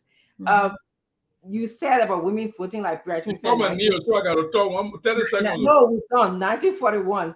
1941. I said it was under President Tubman that Liberian women were granted the rights to vote. President Tubman took over in 1944. Okay. So it was the first elections. Some the documentation that I have, the first election where women and indigenous people, that's the name they call them, that's not my name, were able to vote was 1951 election. That's why I'm saying, because he granted them the rights. So okay, granting somebody the right and participating, that's what. So you are coming from granting them the right in the Constitution. I was coming from participation. So yes, you're right. They did grant them the right in the Constitution, but I was from the actual participation in the elections. Yeah, so it was during the regime of Tubman and Toba that Liberian women for the indigenous people. I just wanted to get that part clear. Okay. So, you know, I'm just going to tell you that my candidate, Mr. Cummings, is the best leader for Liberia. And let me tell you why. I spoke today about the systems issue and the modern day experience of being a leader. We don't want a leader who, you know, has the mindset of, you know, what leaders did in the 1950s, 60s, 70s, or 80s. We want a leader now who can relate to technology, who can relate to changes, the flexibility, who can relate to the young population and know that our country is a very complex country. Our country has different sectors and different parts. So a hands-on leader. Mr. Cummings has said many, many ways. He's very acclimated with, you know, something like the education system. He talks about how he wants to bring a 3-tier system in the country. He wants to bring an education system that is good for people who, like, for example, you know, our mom married there or whatever, who didn't have the opportunity to go to school. If they want to go to night school, which you already have, he will strengthen that. We have night school in Liberia, he will strengthen that. He talks about children who are over age that are sitting in one classroom. We know there's lots of research have been done on that. Would improve that, okay? Once we get our revenue coming in from our ecotourism and stopping the wasteful spending the government. Those are the things that we're going to look for, improving the education system. He talked about, like the vocational program. Not everybody will go to college. Not everybody in Liberia. We think that everybody will go to college. Everybody, will go to LU or Cottington or whatever else now. They got all the different colleges in Liberia. Vocational programs will be a signature program of his. This is how we're going to address the education program so that everybody can have an opportunity to learn. We're going to go back and read a lot and learn a lot from Cuba. Okay? Believe it or not, Cuba has one of the highest literacy rate in this world. And it wasn't always like that. When Fidel Castro came, he revamped the education system. Okay? So I'm just telling you that Mr. Cummings has a lot of plans for Liberia. We talked about him being in 2 systems. So when you come from one system, you know what you need to change. I'm not saying that you take everything from one system. I'm not saying that everything in this culture is perfect either. And not am I saying everything Liberia's culture is perfect. But a responsibility of a leader is to be able to process and critically think about what is applicable to this culture and what isn't applicable. What can I do? So I'm asking you guys, October 10th, when you go to elect a leader, make sure that you're electing somebody who will contribute, make our country better. You are hiring them. They are not hiring you. Let them work for your interests. Don't let them say that, oh, this is our time, blah, blah, blah, blah, blah. This is whatever they want to do. Okay? So Liberians, you the ultimate decision maker. You got the power in your hands, and that's why I tell you all the time. So thank you very much, guys. It was a wonderful show. Carl, I wish I came earlier so we can have this discussion, but we'll come. I'm sure we'll have another opportunity to do this. So we'll go ahead. Hey, Carl. Yeah, let me talk in the back. Text. Yeah. Nelson, please come back. Nelson, come, please. Good. Actually, thank you guys. I had to run to go to Bismarck and go ahead, Nelson. Just come the closest. That's a 3 hours drive. All right. Okay. Have a safe trip. Be safe, okay? All right, thank you. All right, yes. Nelson, thank you so much. Oh, I know we're keeping you up late in Liberia. They're talking plenty, right? Thank you, Nelson. I know it's important. I mean, it's about the country, it's about the future of Liberia. So the conversation is a healthy one. Yeah. All right, Carl. We'll see you later. Yeah? Thank you, Doc. Thank you. All right. Nelson, I'll see you. Okay, Dr. Richardson. Thank you so much. Well, folks, that's how we like to draw down the curtains on this edition of the program Spoon Talk. Thanks a whole lot for following the program, for making your contributions in the comment section. We appreciate you for staying here with us for this edition of the program. Well, my name is Nelson Collier. We've been live on Spoon TV, Fabric TV, Super TV, and also on YouTube at Spoon Talk Live. Hopefully, we'll bring you late night politics on Spoon tonight. But until then, have for yourselves a great day, and bye-bye for now.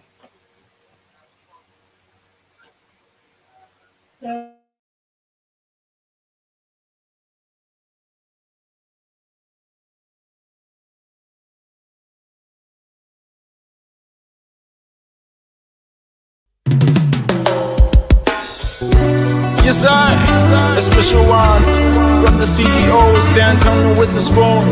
And your boy, Friday the Southern Band.